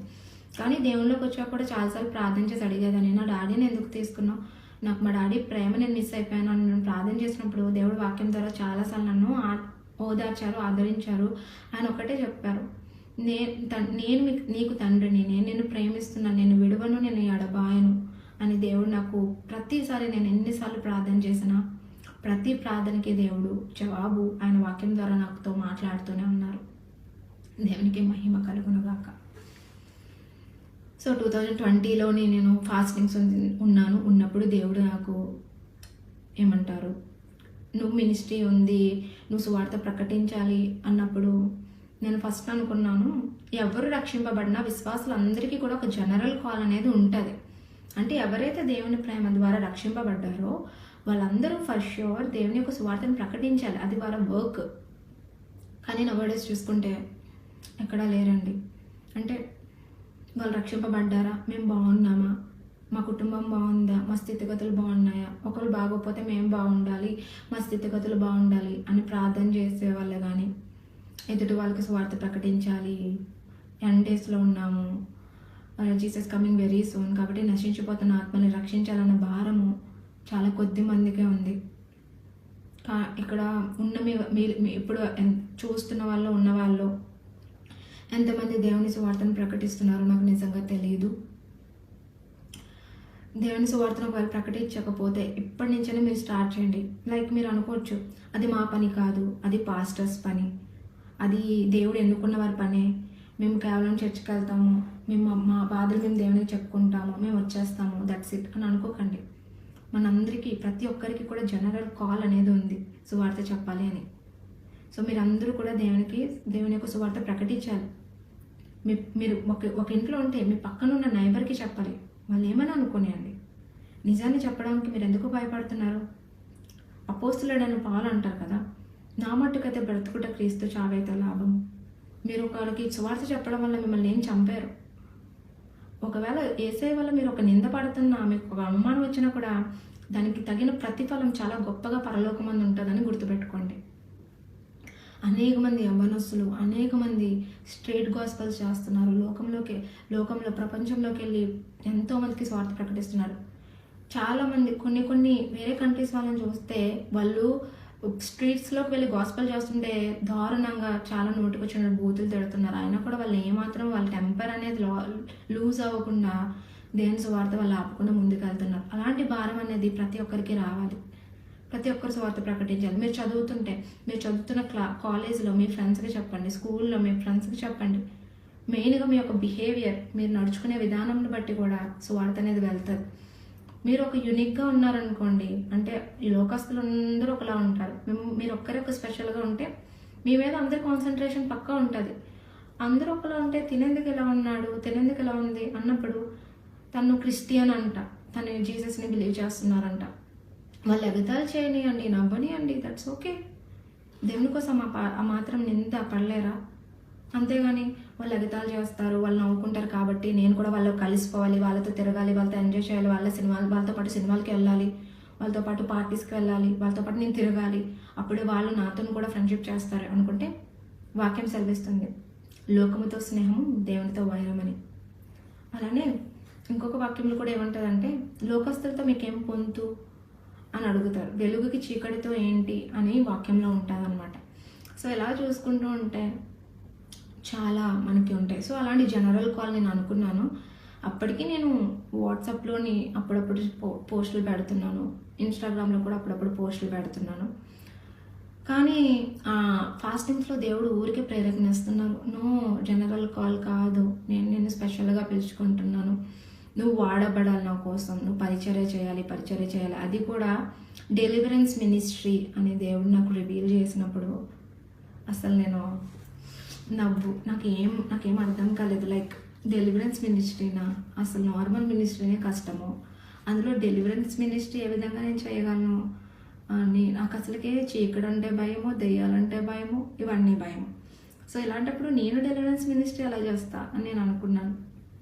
కానీ గాడ్ చెప్పారు, నేను ఏదో జస్ట్ ఒక్క వర్స్, ఏదో ఒక మెసేజ్ వినేసి కన్ఫర్మేషన్ తీసుకోలేదు. నాకు 3rd day, I think 4th day నాకు రివీల్ అయినప్పటి నుంచి టిల్ నా 7th డే ఫాస్టింగ్ వరకు కూడా నేను ప్రతిరోజు గాడ్ని కన్ఫర్మేషన్ అడుగుతూనే ఉన్నాను. నేను అవన్నీ రాసుకున్నాను, వర్సెస్ అన్నీ కూడా. నా ఫాస్టింగ్స్లో 7 days గాడ్ నాతో ఏం మాట్లాడారు, ఏ విధంగా నాకు కన్ఫర్మేషన్ ఇచ్చారు, వాక్యాల త్రూ ఏం మాట్లాడారు, మెసేజెస్ త్రూ ఏం మాట్లాడారు, డ్రీమ్స్ త్రూ ఏం మాట్లాడారు. సో అలా ప్రతి ఒక్కటి నేను రాసుకుని పెట్టుకున్నాను. ఎందుకంటే మినిస్ట్రీ అంటే చాలామంది అనుకుంటారు పని లేని వాళ్ళు, ఇంకేం చేయలేని వాళ్ళు, ఎడ్యుకేటెడ్ కాని వాళ్ళు వచ్చేస్తారు, చేసేస్తారు, అంతే, డబ్బుల కోసం వస్తారు అని చాలా మాటలు మాట్లాడుతూ ఉంటారు. కానీ మినిస్ట్రీ అనేది అన్ని పనుల కన్నా చాలా శ్రేష్టమైనది, గొప్పది. ఎందుకంటే ఈ లోకంలో చాలామంది పెద్ద పెద్ద పొజిషన్స్లో వర్క్స్ చేస్తూ ఉంటారు, కానీ వాళ్ళందరూ అండర్ కంట్రోల్లోనే ఉంటారు ఎవరొకరి దగ్గర. కానీ మనం అంబాసిడర్స్ ఆఫ్ క్రైస్ట్ అనమాట. మనం హెవెన్లీ కింగ్డమ్కి వర్క్ చేస్తున్నాం. హెవెన్లీ కింగ్డమ్కి వర్క్ చేయడం అనేది చాలా గ్రేట్ థింగ్. కాబట్టి సో ఆ కింగ్డమ్లో మనం ఆ యొక్క ఏమంటారు గవర్నమెంట్లో మనం అందరం ఉండాలి అని ప్రార్థన చేయాలి. అంతేగాని నేను ఎలా ఉన్నాను, నేను బాగున్నాను చాలు అన్నట్టు కాదు. దేవుని సువార్త మనం ప్రతి ఒక్కరిని కూడా ప్రకటించాలి. అదే దేవుని యొక్క ప్రతి ఒక్కరూ ప్రభువా నాకు ఇది చేయి, నాకు అది చేయి, నాకు అది చేయి అని అడుగుతూనే ఉంటారు. కానీ ఎప్పుడైనా ప్రభువా నువ్వు నాకు ఇన్ని చేసావు కదా, నేను నీకేం చేయాలి, నువ్వు నా నుంచి ఎక్స్పెక్ట్ ఏం చేస్తున్నావు అని ఎప్పుడైనా ఎవరైనా అడిగారా? ఇఫ్ మీరు అడగకపోతే ఈరోజు అడగండి, మీ విల్ ఏంటి, అసలు నన్ను ఎందుకు రక్షించుకున్నారు, మీ చిత్తం ఏంటి, నేను మీ కొరకు ఏ విధంగా వాడబడగలను, నేను మీ కొరకు ఏం చేయగలను అని గాడ్ని అడగండి. దేవుడు తప్పకుండా మాట్లాడతాడు. ఆయన మాట్లాడే దేవుడు. ఆయన ఏదో జస్ట్ విగ్రహం కాదు. విగ్రహాలు అనుకోండి, కన్నులు ఉంటాయి కానీ చూడవు, చెవులు ఉంటాయి కానీ వినవు, నోరు ఉంటాయి కానీ మాట్లాడవు. కానీ మన దేవుడు చూచే దేవుడు, మన దేవుడు ప్రార్థనలు వినే దేవుడు, మన దేవుడు ప్రార్థనలకు జవాబు దయచేసే దేవుడు. హల్లెలూయా. అయితే చాలామంది ఫ్రెండ్స్ అంటూ ఉంటారు అనమాట, నీకేం పిచ్చి, నువ్వు ఒకప్పుడు బాగానే ఉండేదానివి కదా, ఇప్పుడేంటి మరి ఇంత డీప్కి ఎందుకు వెళ్ళిపోతున్నావు? చాలామంది క్రిస్టియన్స్ని మేము చూస్తున్నాం, మాకు ఫ్రెండ్స్ ఉన్నారు, వాళ్ళు చర్చ్కి వెళ్తారు, వాళ్ళు ప్రార్థన చేసుకుంటారు, వాళ్ళకి నచ్చినప్పుడు వాళ్ళు సినిమాలకి వస్తారు మాతో పాటు, నువ్వెందుకు అలా ఉండట్లేదు అని వాళ్ళు చెప్తూ ఉంటారు, వాళ్ళు అడుగుతూ ఉంటారు నన్ను. సో నేను వాళ్ళకి ఏం చెప్పినా కూడా వాళ్ళకి వెర్రితనంగానే ఉంటుంది. ఎందుకు అంటే వాక్యంలో ఉంది కదా, సిలువను కూర్చున్న వారితో నశించుచున్న వారికి వెర్రితనము కానీ రక్షింపబడిన మనకు దేవుని యొక్క శక్తి. కాబట్టి వాళ్ళకి దేవుని ప్రేమ తెలియదు, వాళ్ళకి దేవుడిని అనుభవించలేదు, దేవుని ప్రేమను వారు ఎక్స్పీరియన్స్ చేయలేదు. ఎప్పుడైతే వారు ఎక్స్పీరియన్స్ చేయలేదో వాళ్ళకి అది తెలియదు. సో అలాంటి వాళ్ళని చూసి తిట్టుకోకండి. లైక్ ఎలా అంటే నన్ను ఇలా అన్నాడు, నన్ను ఇలా వెటకారేస్తున్నారు అంతే అనుకోకండి. వాళ్ళకి తెలియదు, వాళ్ళకి తెలియజేయండి. వాళ్ళ కొరకు ప్రార్థన చేయండి. వీళ్ళు తెలుసుకోవాలి అని ప్రార్థన చేయండి. నేనైతే నేర్చుకున్నది అదే, దేవుడు నాకు నేర్పించింది అదే. ఎవరేమన్నా ఏది చేసినా వాళ్ళతో గొడవ పడడం కన్నా ఆ సిచ్యువేషన్ని దేవుని యొక్క పాదాల దగ్గరికి ఎప్పుడైతే వచ్చి తీసుకొస్తామో అప్పుడు దేవుడు మన పక్షంలో యుద్ధం చేస్తాడు. యుద్ధము యెహోవాదే కదా, మనది కాదు. మనము ఊరికే వాళ్ళతో యుద్ధం చేసేస్తాం అనుకోండి, ఇంకా దేవుడికి ఎక్కడ మనం చోటిస్తున్నాం? వాళ్ళు అన్నారు, మనం అన్నాం. వాళ్ళు ఒకటే తిడతారు, మనం రెండు తిడతాం. వాళ్ళకి, లోకస్తులకి, మనకి ఏమీ కూడా డిఫరెన్స్ ఉండదు. సో నా లైఫ్లో ఇలాంటివి ఇప్పటికీ నేను ఫేస్ చేస్తున్నాను. బికాస్ ఎందుకంటే wait I just want to tell you one thing. ఏంటి అంటే, సో నాకు ఈ కాలింగ్ ఉంది అన్నప్పుడు నేను చాలా ప్రార్థన చేసుకున్నప్పుడు కూడా దేవుడు నాకు గుర్తు చేశారు ఏంటంటే, నేను ఒక్కటే అనుకున్నాను, నేను చాలా బలహీనురాలని, నేను ఒక అమ్మాయిని, నేను ఒక గర్ల్, నా వెనకాల ఏ బ్యాక్గ్రౌండ్ లేదు, నేను ఏ విధంగా దేవుని యొక్క సువార్త ప్రకటించగలను? మా డాడీ పాస్టర్ కాదు, మా తాతలు పాస్టర్స్ ఎవరు లేరు, నాకు ఒక ప్లాట్ఫామ్ లేదు, నేను ఏ విధంగా వాడబడతాను? అండ్ నాకు జ్ఞానం లేదు, లోకానుసార జ్ఞానమే కొద్దిగా ఉంది, దేవుని జ్ఞానం అయితే అస్సలకి లేదు. సో ఇలా నేను ప్రార్థన చేసుకున్నప్పుడు దేవుడు ఒక్కటే వాక్యాన్ని గుర్తు చేశాడు. ఏమనంటే, ఆయనంట జ్ఞానవంతులను సిగ్గుపరచుటకు వెర్రివారిని, అలానే ఎన్నికైన వారిని సిగ్గుపరచుటకు తృణీకరింపబడిన వారిని, బలవంతులను సిగ్గుపరచుటకు బలహీనులను ఆయన ఎన్నుకొని ఆయన కొరకు వాడుకుంటారు అని వాక్యం చదివేస్తుంది. సో ఆ వాక్యం ద్వారా దేవుడు మాట్లాడినప్పుడు వెంటనే నేను గాడ్ వర్డ్కి ఒబే చేశాను. దేవుడు ఎప్పుడైనా ఒకటే చూస్తాడండి, ఫస్ట్ ఆఫ్ ఆల్ ఒబే చేయాలి ఆయన వర్డ్కి. ఆయన ఏదైనా చెప్పాడంటే అనుమానించకుండా ఒబే చేయాలి. దేవుడు చెప్పాడా అయితే నేను చేస్తాను అని. దెన్ ఆ తర్వాత మనకి ఫెయిత్ ఉండాలి. ఈ రెండు ఎప్పుడైతే మన లైఫ్లో ఉంటాయో అప్పుడు మన లైఫ్లో మనము మిరాకిల్స్ చూడొచ్చు.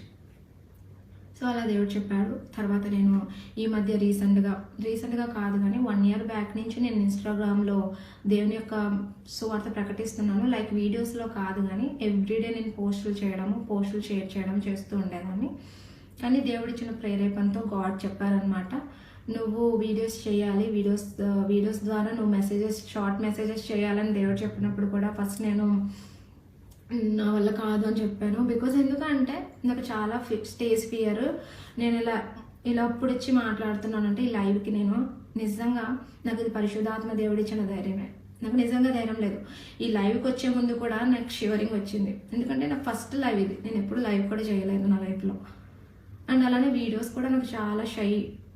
ఈవెన్ నాకు మంచిగా నేను పాడగలిగినా కూడా మా చర్చిలో ఎప్పుడు పాడేదాన్ని కాదనమాట. సో అలాంటిది దేవుడు నాకు ధైర్యం ఇచ్చి వాక్యం ద్వారా నాతో మాట్లాడుతూ నాకు కన్ఫర్మేషన్ ఇచ్చారు.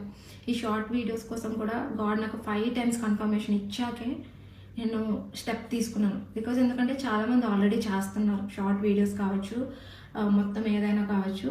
చాలామంది ఇన్స్టాగ్రామ్లో, యూట్యూబ్లో, ఫేస్బుక్లో చేస్తున్నారు. సో నేనేం చేయాలి? వాళ్ళు ఆల్రెడీ అందరూ చెప్తున్నారు, వాళ్ళందరికీ చక్కగానే స్ప్రెడ్ అవుతున్నాయి. నేను ఇప్పుడు కొత్తగా వచ్చి ఏం చెప్పాలి అని అనుకున్నప్పుడు దేవుడు చెప్పారు, నేను నీకు ఆలోచన ఇచ్చి నేను నిన్ను నడిపిస్తాను అని గాడ్ నాకు వాక్యం ద్వారా మాట్లాడి, దేవుడు ఇంకొకటి కూడా మాట్లాడారు. ఏంటి అంటే కీర్తనలు 68:11 అనుకుంటాను, ప్రభువు మాట సెలవిచ్చుచున్నాడు, దాన్ని ప్రకటించి స్త్రీలు 68:11 ఉంటుంది. ప్రభువు మాట సెలవిచ్చుచున్నాడు, దాన్ని ప్రకటించి స్త్రీలు గొప్ప సైన్యముగా ఉన్నారు అని దేవుడు లాస్ట్ అండ్ ఫైనల్గా కన్ఫర్మేషన్ ఇచ్చారు. చాలాసార్లు అడిగాను, చాలా వాక్యాలతో మాట్లాడారు. ఇంకా చివరికి వాక్యంతో మాట్లాడేసరికి ఓకే నేను గాడ్స్ విల్లోనే వెళ్తున్నానని చెప్పి నేను ఇన్స్టాగ్రామ్లో అండ్ యూట్యూబ్లో వీడియోస్ స్టార్ట్ చేశాను. ఫస్ట్ జాయ్ ఫర్ క్రైస్ట్ అన్న ఇన్స్టాగ్రామ్ ఐడి ఒకప్పుడు నా పర్సనల్ ఐడి. అది అంటే నా ఫొటోస్ ఉండేవి, నా పర్సనల్ స్టఫ్ అంతా కూడా ఉండేది. సో దేవుని యొక్క సువార్త కొరకు కొత్త పేజ్ స్టార్ట్ చేద్దామని అనుకున్నాను. కానీ మళ్ళీ దేవుడిచ్చిన ప్రేరేపణ ఏంటంటే దీంట్లో ఆల్రెడీ ఎక్కువ ఫాలోవర్స్ ఉన్నారు, కొత్త పేజ్ పెట్టగానే వెంటనే వెళ్ళదు, కాబట్టి ఈ పేజ్నే దేవుని యొక్క పేరుగా మార్చేసి యూజ్ చేయండి అన్న థాట్ నాకు వచ్చినప్పుడు ఇంకా వెంటనే నా పర్సనల్ పిక్స్ అవన్నీ కూడా పోస్టులు తీసేసి ఓన్లీ దేవుని పోస్టులు పెట్టి నేను దేవుని యొక్క స్వార్థ ప్రకటిస్తున్నాను ప్రజెంట్. అండ్ యూట్యూబ్ కూడా జాయ్ ఫర్ క్రైస్ట్ అనే యూట్యూబ్ ఛానల్ కూడా మేము స్టార్ట్ చేసి దాంట్లో కూడా మేము every Sunday evening India time 6 o'clockకి మేము పోస్ట్ చేస్తున్నాము. దేవుని కృపను బట్టి ఇప్పటి వరకు కూడా చక్కగానే అందరూ రెస్పాండ్ అవుతున్నారు. లైక్ చాలా మెసేజెస్ వస్తున్నాయి, చాలా యవ్వనస్తులు మెయిన్గా యంగ్ పీపుల్ ఎవరైతే ఉన్నారో బ్రదర్స్ అండ్ సిస్టర్స్ వచ్చి ఈ మెసేజ్ త్రూ గాడ్ నాతో మాట్లాడారు, ఈ మెసేజ్ నన్ను చాలా బలపరిచింది అని మాట్లాడుతున్నప్పుడు నేను దేవుణ్ణి మాత్రమే స్తుతిస్తున్నాను. బికాజ్ నేను ఒక పనికి రాని పాత్రని, యోగ్యత లేని దాన్ని, ఎప్పుడో చనిపోవాల్సిన నేను దేవుని యొక్క మహాకృపను బట్టి దేవుడు నన్ను కాపాడి నన్ను రక్షించి ఆయన పాత్రగా నన్ను వాడుకుంటున్నారు. సో చాలా బ్రదర్స్ అండ్ సిస్టర్స్ వచ్చి అడుగుతూ ఉంటారు, అక్క నువ్వు ఎంత స్పిరిచువల్గా ఎలా ఉంటావు అక్క, ఎంత మంచిగా అలా ఉన్నప్పుడు కూడా నేను వాళ్ళకి ఒక్కటే చెప్తాను, ఒకప్పుడు నేను కూడా లోకంలో ఉన్నదాన్ని, ఒకప్పుడు నేను కూడా దేవునికి దూరంగా పరిగెట్టిన దాన్నే. కానీ దేవుని యొక్క మహాకృప, ఏదైనా మంచితనం నాలో మీరు చూస్తున్నా, ఏదైనా పరిశుద్ధత మీరు నాలో చూస్తున్నా అది యేసయ్య వలన వచ్చిందే కానీ నా సొంతంగా నా గొప్పతనం ఏమీ లేదు. ఒకప్పుడు నా ఐడెంటిటీ అనేది జస్ట్ నార్మల్గా లోకంలో ఉన్నప్పుడైతే నా యాటిట్యూడ్ని బట్టి, నేను మాట్లాడే విధానాన్ని బట్టి, అలానే కొన్ని విషయాలను బట్టి చాలామంది ఎక్కువ లైక్ చేసేవారు కాదు. అంటే నన్ను లైక్ చేసే నన్ను బాగా తెలుసుకున్న వాళ్ళకి నేను అంటే ఇష్టమే, కానీ సగమే తెలిసి దూరం నుంచి చూసిన వాళ్ళకి నేను నచ్చేదని కాదు. దీనికి చాలా యాటిట్యూడ్, దీనికి చాలా పొగరు అన్నట్టుగా ఉండేవారు, ఎవరు ఇష్టపడేవారు కాదు.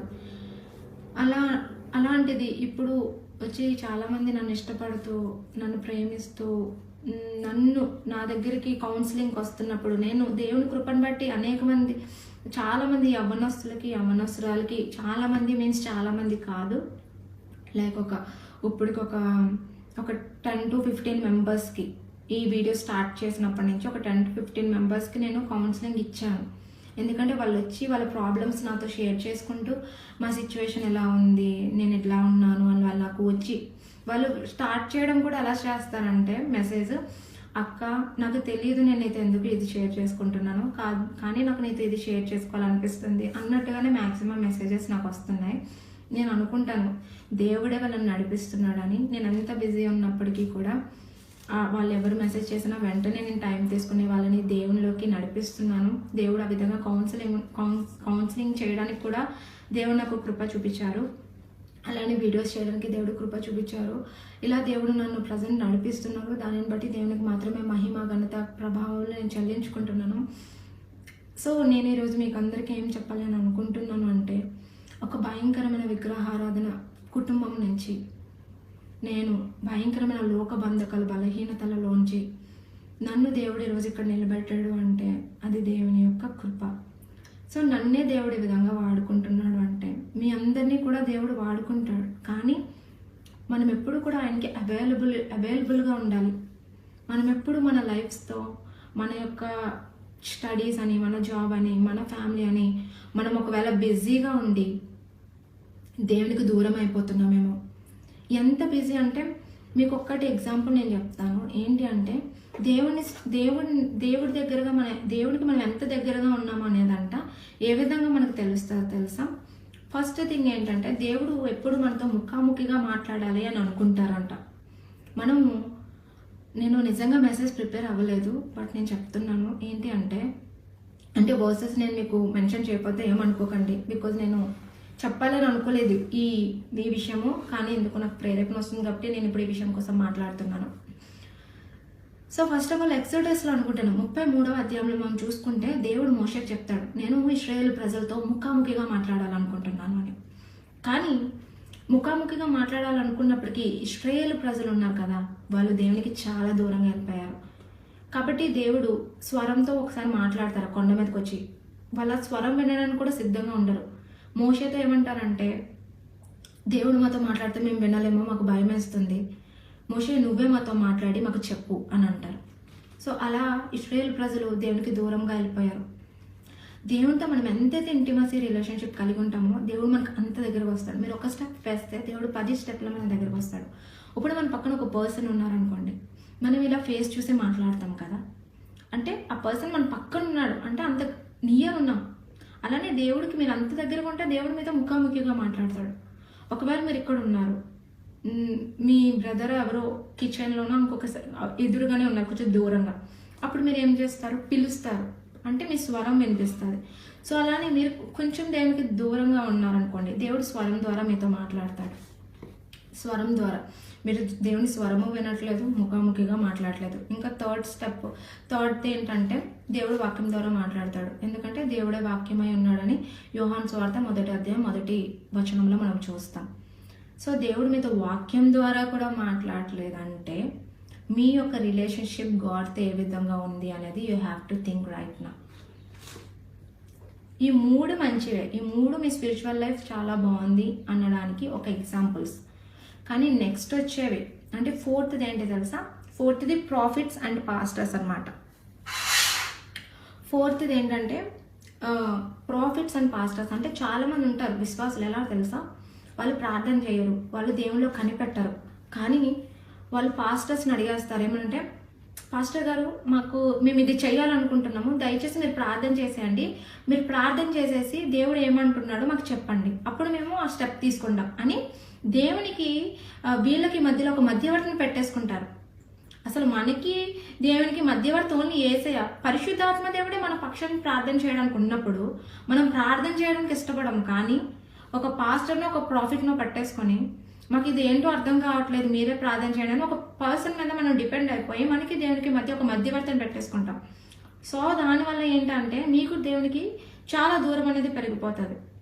నో, కానీ దేవుడు మీరు అక్కడే ఉండాలని దేవుడు అనుకోవట్లేదు. మీరు ఇంకొక స్టెప్ పైకి రావాలి, 3rd స్టెప్కి రావాలి. వాక్యం చదివినప్పుడు దేవుడు నాతో మాట్లాడుతున్నాడు అని అర్థం చేసుకునే స్థితికి రావాలి. 2nd స్టేజ్కి వెళ్ళాలి, అంటే దేవుని యొక్క స్వరాన్ని వినే స్టేజ్కి వెళ్ళాలి. 1st స్టేజ్కి వెళ్ళాలి, అదేం స్టేజ్ అంటే ముఖాముఖగా ఫేస్ టు ఫేస్ మాట్లాడే స్టేజ్కి మీరు వెళ్ళాలి. మీరు ఇప్పుడు ఈ రోజు ఏ స్టేజ్లో ఉన్నారో నేను ఇంకా 4 చెప్పాను. 5th స్టేజ్ ఉంటుంది, అదేంటంటే విజన్స్ అనమాట, అది 5th స్టేజ్. 6th స్టేజ్ ఏంటంటే డ్రీమ్స్ వస్తాయి మనకి. డ్రీమ్స్ అనేవి ఎప్పుడు కూడా దేవుని ద్వారానే రావు, కొన్ని దుష్టుని ద్వారా వస్తాయి, మరికొన్ని ఏంటంటే మనం అలసిపోవడం మన పని పాటల వల్ల వస్తాయి. సో ఒక డ్రీమ్ వచ్చింది అనుకోండి, అది దేవుడి నుంచి వచ్చిందో మనకు అర్థం కాదు, మనం అలసిపోవడం వల్ల వచ్చిందో అర్థం కాదు, దుష్టు నుంచి వచ్చిందో తెలియదు. So there is so much confusion కదా డ్రీమ్స్ విషయంలో. సో మనం ఎంతైతే దేవునికి దూరంగా ఉంటామో అలాంటి టైంలో మనకి డ్రీమ్స్ త్రూ ఒక్కొక్కసారి గాడ్ మాట్లాడతారు, కానీ మనకు తెలియదు, అది మనం అర్థం చేసుకోవడం చాలా కష్టం. ఇంకా 7th ఏంటంటే మనము చూసుకుంటే సంఖ్యాకాండము 20వ అధ్యాయంలో అనుకుంటాను బిలాము కోసం ఉంటుంది. ప్రవక్త అయిన బిలాము శపించడానికి వెళ్తాడు ఇశ్రాయేలు ప్రజలు, కానీ దేవుడు చెప్తాడు నువ్వు శపించడానికి వీలు లేదు అంటే తను వినడు. అప్పుడు గాడిదను వాడుకొని గాడిద ద్వారా దేవుడు అక్కడ ఆయనతో మాట్లాడతాడు అనమాట. సో అలానే గాడిద దేవుడు మనతో మాట్లాడాలనుకున్నప్పుడు ఎవరి ద్వారానైనా మాట్లాడతాడు. ఒక్కొక్కసారి అన్యుల ద్వారానే, అంటే వాళ్ళు దేవుని రక్షణ వాళ్ళు లేకపోయిండొచ్చు, వాళ్ళు విశ్వాసాలు కాక ఉండొచ్చు, కానీ వాళ్ళు అన్యులైనప్పటికీ మనం ఎవరి మాట వినలేని స్థితిలో ఉన్నప్పుడు, దేవుని మాట అస్సలే వినలేని అంత దూరంగా మనం ఉన్నప్పుడు దేవుడు ఏం చేస్తాడంటే మన స్నేహితులతోనో లేకపోతే మన చుట్టుపక్కల ఎవరితోనో మనం ఒక వేలో వెళ్ళిపోతున్నాం, ఒక రాంగ్ వేలో, వాళ్ళ ద్వారా మనతో మాట్లాడతాడు. నువ్వు వెళ్తున్నది రాంగ్ వే, ఇది కరెక్ట్ కాదు, అయినా నువ్వు దేవుని బిడ్డవు కదా, ఎందుకు ఇట్లా చేస్తున్నావు అని అన్యులు అంటే దేవుని ప్రేమ తెలియని వాళ్ళ ద్వారానే దేవుడు ఒక్కొక్కసారి మాట్లాడిస్తూ ఉంటాడు. సో ఇలా 7 స్టేజెస్ ఉన్నాయి. 1st స్టేజ్ ఏంటి, face to face. 2nd stage voice వినడం. 3rd స్టేజ్ వాక్యం త్రూ మాట్లాడడం. 4th స్టేజ్ పాస్టర్స్ అండ్ మధ్యవర్తులుగా పెట్టుకోవడం. 5th స్టేజ్ ఏంటంటే విజన్స్. 6th స్టేజ్ ఏంటంటే డ్రీమ్స్. 7th స్టేజ్ ఏంటంటే అన్యుల ద్వారా మాట్లాడటం. సో మనం ఏ స్టేజ్లో ఉన్నామనేది ఈరోజు మనము ఆలోచించుకోవాలి. ఎందుకంటే దేవుడు ఎప్పుడు కూడా మనమందరం కూడా 1st స్టేజ్కి రావాలని దేవుడు అనుకుంటున్నాడు. గాడ్ ఎప్పుడు ఆయన మనతో ముఖాముఖిగా మాట్లాడాలి, మనతో ఒక ఇంటిమసీ రిలేషన్షిప్ కలిగి ఉండాలి, మనతోనే ఉండాలి అని గాడ్ అనుకుంటున్నారు. కానీ మనం ఏ స్థితిలో ఉన్నాము, ఏం చేస్తున్నాము, దేవునితో ఎలాంటి రిలేషన్షిప్ మనము కలిగి ఉన్నాము అనేది ఈరోజు మనము తెలుసుకోవాలి. ఎందుకంటే ఈరోజు నేను ఈ వాక్యం ఇక్కడ మాట్లాడుతున్నాను అంటే నేను నిజంగా ఈ గాడ్తో ఉన్న ఇంటిమసీ కోసం మాట్లాడదామని అనుకోలేదు. నేను ఓన్లీ నా నా టెస్ట్ మనీ షేర్ చేసుకొని కంప్లీట్ చేద్దామని అనుకున్నాను. కానీ మన దేవుడికి తెలుసు ఎప్పుడు ఎక్కడ ఎవరితో ఎలా మాట్లాడాలో. కాబట్టి ఇది ఎవరితో మాట్లాడుతున్నారో తెలియదు, కానీ మీ అందరికీ నేను ఒకటే చెప్పాలనుకుంటున్నాను. ఈరోజు మిమ్మల్ని మీరు చెక్ చేసుకోండి. అసలు మీ రిలేషన్షిప్ ఎలా ఉంది? గాడ్తో ఒక ఇంటిమసీ రిలేషన్షిప్ కలిగి ఉన్నారా? మీరు ఎన్ని గంటలు ప్రార్థన చేసేస్తున్నారు, ఎన్నిసార్లు ఉపవాసాలు ఉంటున్నారు, ఎన్నిసార్లు వాక్యం చదువుతున్నారు అని నేను అడగట్లేదు. అది కాదు గాడ్ అడుగుతుంది. ఆయన స్వరం వినగలుగుతున్నారా? ఆయన వాక్యంతో మాట్లాడుతుంటే మీకు అర్థమవుతుందా అనేది ఈరోజు గ్రహించండి. సో దేవుడు ఆయన చాలాసార్లు ఏంటంటే మనకి చాలా దగ్గరగానే ఉంటాడు. ఆయన ఎప్పుడు కూడా మనకి చాలా నియరే ఉంటాడంట. చూడండి, మనం ప్రకటన గ్రంథంలో చూసుకుంటే, నేను బయట ఉండి తలుపు కొడుతున్నాను, మీరు ఎవరైనా మీరు తలుపు తీస్తే నేను లోపలికి వస్తాను, హృదయం అనే తలుపు యొద్ద నేను నిలబడి తడుతున్నాను అని వాక్యం ఉంటుంది అక్కడ. అలానే దేవుడు మనతో ఒక ఇంటిమేషి రిలేషన్షిప్ కలిగి ఉండాలి, వీళ్ళతో నేను మంచిగా ఉండాలి, వీళ్ళని ఒక మంచి మార్గంలో నడిపించాలి అని గాడ్ అనుకుంటారు. కానీ మనం ఆయనకు ఆ ఛాన్స్ ఇవ్వట్లేదు. ఫస్ట్ ఆఫ్ ఆల్ ఆయన వర్డ్స్ని మనం ఒబే చేయట్లేదు. ఎప్పుడైతే మనం ఒబే చేయమో గాడ్ ఏం చేయలేడు. మీరు దేవునికి దూరంగా ఉంటూ, లోకంలో జీవిస్తూ, లోకాన్ని ఎంజాయ్ చేస్తూ, లోకానుసారమైన ఆచారాలు చాలామంది ఆచరిస్తూ ఉంటారు. వాళ్ళు క్రిస్టియన్స్ అయి ఉండొచ్చు, వాళ్ళు రక్షింపబడిన వాళ్ళే కావచ్చు, కానీ ఇంకా నువ్వు లోకానుసారమైన ఆచారాలు ఆచరిస్తూ దేవుని బాధపెడుతూ ఉంటావు. కానీ చాలా వాక్యాల్లో మనం చూసుకుంటూ ఉంటే దేవుడు చాలా సువార్తల్లో, అలానే అపోస్తుల కార్యములలో పౌలు రాసిన పత్రికల్లో కూడా మనం చూసుకుంటే పౌలు ఒకటి చెప్తాడు, లోకస్తుల్లా మీరు బిహేవ్ చేయకండి, లోకస్తుల్లా మీరు ఉండకండి, లోకస్తులతో మీరు స్నేహం చేయకండి అని. లోకస్తులతో స్నేహం చేయకండి మీన్స్ వాళ్ళని చూసి అసహించేసుకొని వాళ్ళకి నుంచి దూరంగా పారిపోండి అని కాదు. వాళ్ళతో మీరు మాట్లాడినా కూడా దేవుని కోసం మాట్లాడాలి. ఇప్పుడు మీరు ఒక గ్యాంగ్గా గ్యాదర్ అయ్యారు, మీకు ఒక ఫ్రెండ్స్ ఉన్నారు, ఒక 5 మెంబర్స్. ఆ 5 మెంబర్స్లో మీరు ఒక్కరే క్రిస్టియన్, మిగిలిన 4 మెంబర్స్ హిందూస్, ముస్లిమ్స్, లేకపోతే అన్యులు, దేవుని తెలియని వాళ్ళు ఉన్నారు. అక్కడ మీరు ఏం మాట్లాడుతున్నారు అనేది ఇంపార్టెంట్. మీరు ఏం మాట్లాడినా దేవునికి మహిమకరంగా ఉండాలి, మీరు ఏం చేసినా దేవునికి మహిమకరంగా ఉండాలి, మీరు ఏమి ధరించుకున్నా కూడా అది దేవునికి మహిమకరంగా ఉండాలని వాక్యం సెలవిస్తుంది. హల్లెలూయా. కాబట్టి ఎలాంటి లైఫ్ని మనం లీడ్ చేస్తున్నాము, నేను స్టార్టింగ్లో ఏదైతే స్టార్ట్ చేస్తానో ఇప్పుడు ఎండింగ్లో అదే చెప్తున్నాను. ఏంటంటే మనం చేసే పనులు, మన యొక్క క్రియలు, మన యొక్క బిహేవియర్ వల్ల దేవుని నామానికి మహిమ. లైక్ వీళ్ళు దేవుని నమ్ముకున్నారు కాబట్టి ఎంత మంచిగా ఉన్నారు, ఎంత మంచిగా సహాయం చేస్తున్నారు, ఎంత ప్రేమగా ఉన్నారు, ఎంత తగ్గింపులో ఉన్నారు అని అంటున్నారా? లేకపోతే మనల్ని చూసి వీళ్ళని దేవుణ్ణి నమ్ముకున్నారంట, కానీ ఏం లాభము, వీళ్ళకి ఏమీ లేదు, వీళ్ళని ఎదుటి వాళ్ళని ప్రేమించలేరు, ఎదుటి వాళ్ళని క్షమించలేరు, ఎదుటి వాళ్ళతోని ఒక మంచి రిలేషన్షిప్ కలిగి ఉండలేరు అని అనుకుంటున్నారా అనేది మనల్ని మనం ఈరోజు చెక్ చేసుకోవాల్సి ఉంది. సో దేవుడు ఆ విధంగా నన్ను ఒక హైందవ కుటుంబం నుంచి రక్షించి ఈరోజు ఇక్కడ నన్ను నిలబెట్టుకున్నారు. దేవుడు నన్ను వాడుకుంటున్నారు. దానిని బట్టి దేవునికి మాత్రమే మహిమ కలుగును గాక. అలానే దేవుని నమ్ముకోలేనప్పుడు ఇంటర్మీడియట్లో 10th క్లాస్ టైంలో నాకు చాలా హెల్త్ ఇష్యూస్ వచ్చేవి. ప్రతి ఇయర్ కూడా నాకు టైఫాయిడ్ వచ్చేదనమాట. ప్రతి ఇయర్ టైఫాయిడ్ వచ్చేసేది. ప్రతి ఇయర్ కూడా ఏదో ఒక హెల్త్ ఇష్యూ ఉండేది. నేను కాలేజ్కి వెళ్ళినప్పుడు కూడా ఇంటర్మీడియట్లోని ఇక్కడ నాకు నీడిల్ పెట్టేసి ప్లాస్టర్ వేసేసేవారు. అంటే ఎవ్రీడే నాకు ఇంజెక్షన్స్ వేసేవారు అనమాట నర్వ్స్కి. సో అంత బలహీనురాల్ని, అన్న అనారోగ్య సమస్యలు ఉండేవి నాకు. కానీ ఎప్పుడైతే నేను దేవుళ్ళలోకి వచ్చానో, ఎప్పుడైతే దేవుని యొక్క రక్తంతో నేను కడగబడ్డానో, అప్పుడు నాకు సంపూర్ణమైన స్వస్థత కలిగింది. హల్లెలూయా.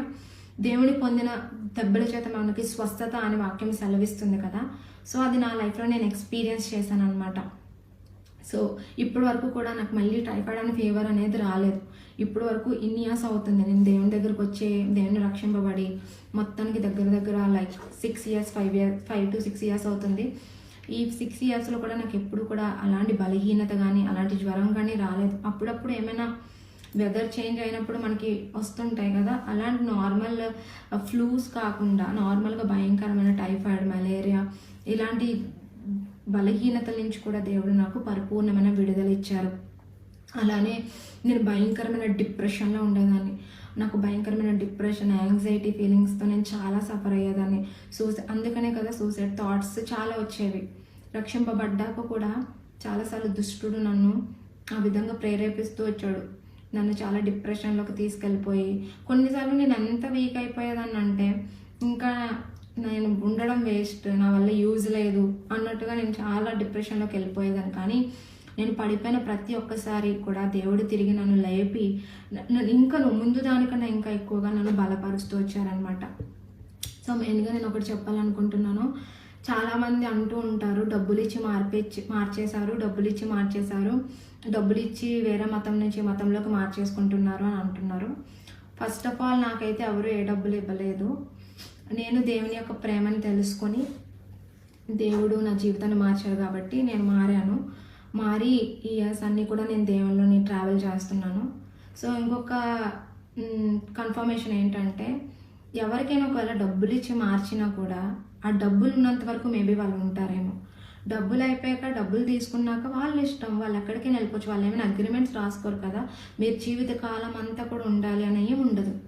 సో ఇలాంటి క్రైస్తవ్యం మీద, దేవుని మీద ఎన్నో రకాల ఏమంటారు రాంగ్ ఒపీనియన్స్ ఉన్నాయి చాలామందికి. కొంతమంది తెలిసి అనుకుంటుంటే, కొంతమంది తెలియక ఎదుటి వాళ్ళు చెప్తున్నది విని దేవునిని కావచ్చు, క్రైస్తవులను కావచ్చు హేట్ చేస్తున్నారు. ఈవెన్ ఎవరు మన గాంధీజీ ఉన్నారు కదా, ఆయన కూడా ఒకటే అన్నారంట, నాకు జీసస్ అంటే ఇష్టం కానీ క్రైస్తవులు అంటే ఇష్టం లేదు అని.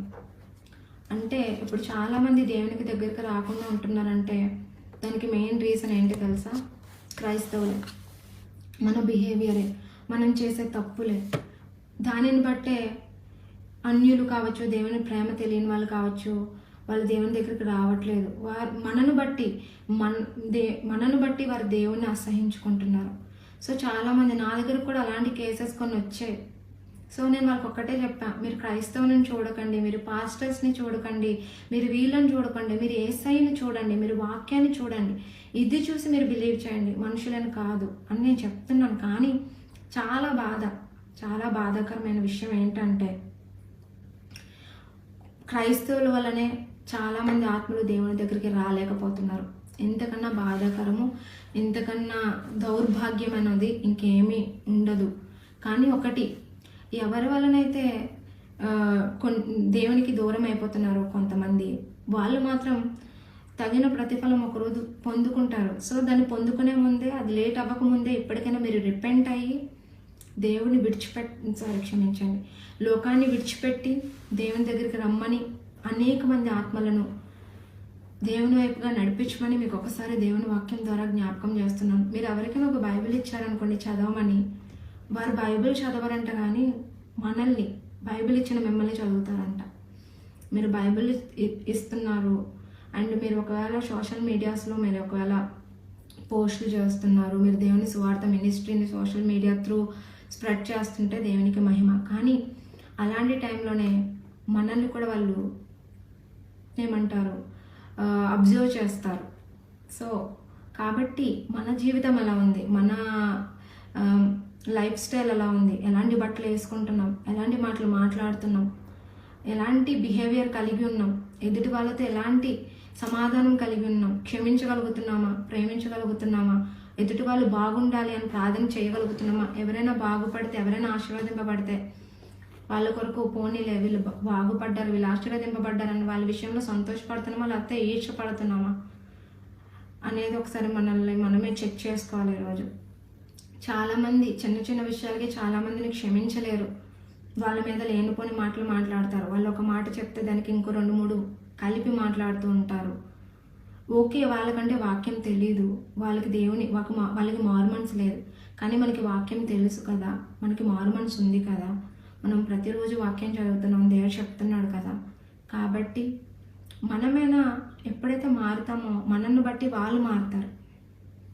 చాలామంది ఆత్మవరాలు, ఆత్మవరముల కోసం ప్రార్థన చేస్తారు, కానీ ఆత్మవరముల కన్నా ఇంపార్టెంట్ ఏంటంటే ఆత్మఫలం. అలానే మనం కొరింథీయులకు రాసిన మొదటి పత్రిక 13వ అధ్యాయం అంతా మీరు చదువుకుంటే అక్కడ పౌలు గారు క్లియర్గా ప్రేమ కోసం చెప్తారు. మీకెన్ని ఆత్మవరములున్నా, నువ్వు స్వస్థపరచగలుగుతున్నావా, నువ్వు దెయ్యాలు వెళ్ళగొట్టగలుగుతున్నావా, లేకపోతే నువ్వేం చేస్తున్నావు అన్నది ఇంపార్టెంట్ కాదు, నీలో ప్రేమ ఉందా లేదా అనేది ఇంపార్టెంట్. మీకు ఎన్ని వరములు ఉన్నా, మీరు ఎన్ని ఆశ్చర్యకార్యాలు అద్భుత కార్యాలు చేస్తున్నా, మీకు ఎన్ని ఉన్నా కూడా మీకు ప్రేమ లేకపోతే ఇవన్నీ కూడా వ్యర్థము అని వాక్యం సెలవిస్తుంది. కాబట్టి ప్రేమ కలిగి ఉండండి, ప్రేమ కలిగి ఉండటకు ప్రయాసపడండి అని కూడా 14వ అధ్యాయంలో మనం చూస్తాం. కాబట్టి ఎప్పుడు కూడా నేను, నాది, నా లైఫ్ అని ఎప్పుడు సెల్ఫిష్గా మీకోసం ఆలోచించుకోకుండా దేవుని కొరకు కూడా ఏదో ఒకటి చేయడానికి ట్రై చేయండి. ఎందుకంటే దేవుడు మీకోసం ప్రాణం పెట్టాడు, దేవుడు మీకు కావాల్సినవన్నీ ఇస్తున్నాడు. దేవుడు ఇప్పటికి మిమ్మల్ని ఈరోజు సజీవంగా ఉంచాడంటే అది కేవలం దేవుని యొక్క మహాకృప. సో అలాంటి దేవుని కోసం మీరు ఎంతమందికి చెప్పారు ఇప్పటి వరకు? కొంతమంది ఆత్మలైనా చర్చకు నడిపించారా? కొంతమంది ఆత్మలైనా నడిపించారా?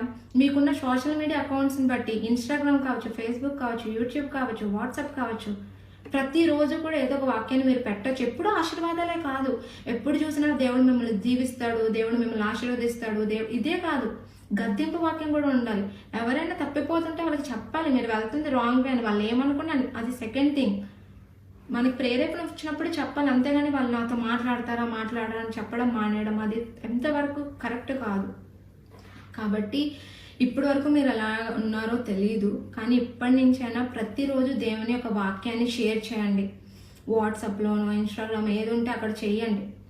అది కూడా మీకు రాదులే అంటే ఇప్పుడు నేను మీకు చెప్పడం వల్ల కూడా మీరు చేశారు, మీకు ఆత్మకార్యం జరగాలి. ఎప్పుడైతే పరిశుద్ధాత్మ దేవుడు మీలో ఉంటారో అప్పుడే మీరు చేయగలరు. పరిశుద్ధాత్మ దేవుడు ఎప్పుడైతే మీలో లేరో అప్పుడు మీరు దేవుని యొక్క సువార్తను ప్రకటిస్తారు. ఎప్పుడు మీ మహిమనే చూపించుకుంటారు, మీ గొప్పతనాన్ని చూపించుకుంటారు. ఎప్పుడు మీకు సంబంధించిన మీ లోకానుసారమే పెడతారు. ఎప్పుడైతే నశించిపోతున్న ఆత్మల పట్ల భారం ఉంటుందో, ఎప్పుడైతే దేవుని కొరకు ఏదో ఒకటి చేయాలన్న ఒక బాంచ్ ఉంటుందో, ఎప్పుడైతే మనం ఎండ్ డేస్లో ఉన్నామని ఒక రియలైజేషన్ మీకు వస్తుందో అప్పుడు మీరు చేస్తారు. ఎంతవరకు ఎందుకు చుట్టుపక్కల ఉన్న వాళ్ళకి ఒక మాదిరిగా ఉండండి చాలు. దేవుణ్ణి నిజంగా నన్ను యూజ్ చేసుకుంటున్నారు,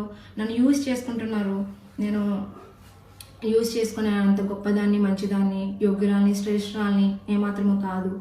కానీ ఎప్పుడైతే నా ఐడెంటిటీ అనేది దేవుళ్ళలో నేను తెలుసుకున్నానో అప్పటి నుంచే దేవుళ్ళలో నేను ఎదగడం నాకు స్టార్ట్ అయింది. కాబట్టి ఇప్పుడు నాకు ఏంటంటే ఎవరైనా ఒక దేవుణ్ణి తెలుసుకున్న వాళ్ళు కావచ్చు, విశ్వాసులు కావచ్చు, వాళ్ళు లోకానుసరమైన స్టేటస్ పెడుతుంటే నాకు చాలా బాధ వచ్చేస్తుంది, ఏడుపు వచ్చేస్తుంది. లైక్ ఎట్లా అంటే ఎందుకు వీళ్ళు ఇలా చేస్తున్నారు, ఎందుకు వీళ్ళు ఇలా ఉన్నారు, దేవుడు వీళ్ళ కోసం ఇంత చేశాడు కదా, వీళ్ళకి అంతా తెలుసు అయినా కూడా ఎందుకు వీళ్ళు లోకంలోనే ఉంటున్నారు అని అనిపిస్తుంది. కానీ మీకు అలాంటివి చూస్తున్నా మీకు బాధ రావట్లేదు, మీరు కూడా ఇది క్యాజువల్గానే తీసుకుంటున్నారంటే మీలో ఇంకా ఆత్మ నడిపింపు అనేది లేదు, పరిపూర్ణమైన మారు మనసు లేదు అని మీకు మరొకసారి జ్ఞాపకం చేస్తున్నాను. ఎందుకంటే ఎప్పుడైతే మీరు ఆత్మతో నడిపింపబడతారో, ఎప్పుడైతే పరిశుద్ధాత్మ దేవుడు మీలో ఉంటారో అప్పుడు మాత్రమే మీకు బాధ ఉంటుంది. ఆ యొక్క నశించిపోతున్న ఆత్మల పట్ల భారం. లైక్ ఎలా అంటే నేనేమనుకుంటానంటే నేనైతే నాకే ఇంత బాధ అనిపిస్తుంది, నేనేం చేయలేదు వీళ్ళ కొరకు, మేబీ నేను వాళ్ళ కోసం ప్రార్థన చేస్తున్నామేమో అంతే. కానీ యేసయ్య వీళ్ళందరి కోసం మరణించాడే, నేనెంత బాధపడుతుంటే వీళ్ళంత బాధపడతారు, నేనెంత బాధపడుతుంటే యేసయ్య ఎంత బాధపడతాడు వీళ్ళని చూసి. అయ్యో నా బిడ్డలు నశించిపోతున్నారు, అయ్యో నా బిడ్డలు తప్పిపోతున్నారు, వీళ్ళ మాట వినట్లేదని దేవుడు చాలా బాధపడతాడు కదా అని చెప్పి నేను దేవుని కోసం ఆలోచిస్తూ ఉంటాను. సో కాబట్టి అలా మీరందరూ కూడా అలా ఎవరైనా తప్పుడు మార్గాల్లో అంటే రక్షింపబడి మంచి విశ్వాసుల కుటుంబంలో పుట్టి, లేకపోతే రక్షింపబడి ఒక విశ్వాసులుగా పిలువబడుతున్నప్పటికీ లోకంలో ఉంటే వారితో మాట్లాడండి, వారిని గద్దించండి. వారు మీతో మాట్లాడడం మానేసినా దట్స్ ఓకే, ఫైన్. ఏం దేవుని కోసం ఒకరిని విడిచిపెట్టలేరా? దేవుడే తన మహిమ సింహాసనాన్ని విడిచిపెట్టి వచ్చాడు కదా. ఇప్పుడు మీరు వారిని గద్దించలేదు అనుకోండి, రేపన్న రోజు తీర్పులో నిలబడినప్పుడు దేవుడు మిమ్మల్ని అడుగుతాడు, మీరు ఎందుకు చెప్పలేదు అని. మిమ్మల్ని అడిగినప్పుడు మీ దగ్గర ఆన్సర్ ఉండదు. కాబట్టి అలా ఎవరైనా వెళ్తుంటే వాళ్ళని గద్దించండి. అండ్ మెయిన్గా మిమ్మల్ని మీరు సెల్ఫ్ చెక్ చేసుకోండి. నేను ఎక్కడున్నాను, దేవుడితో నా ఇంటిమస్, నా రిలేషన్షిప్ ఎక్కడుంది, అసలు దేవుడి స్వరాన్ని నేను వినగలుగుతున్నానా, దేవుడు మాట్లాడుతుంటే నేను అర్థం చేసుకోగలుగుతున్నానా అని కూడా మిమ్మల్ని మీరు ఈరోజు చెక్ చేసుకోండి.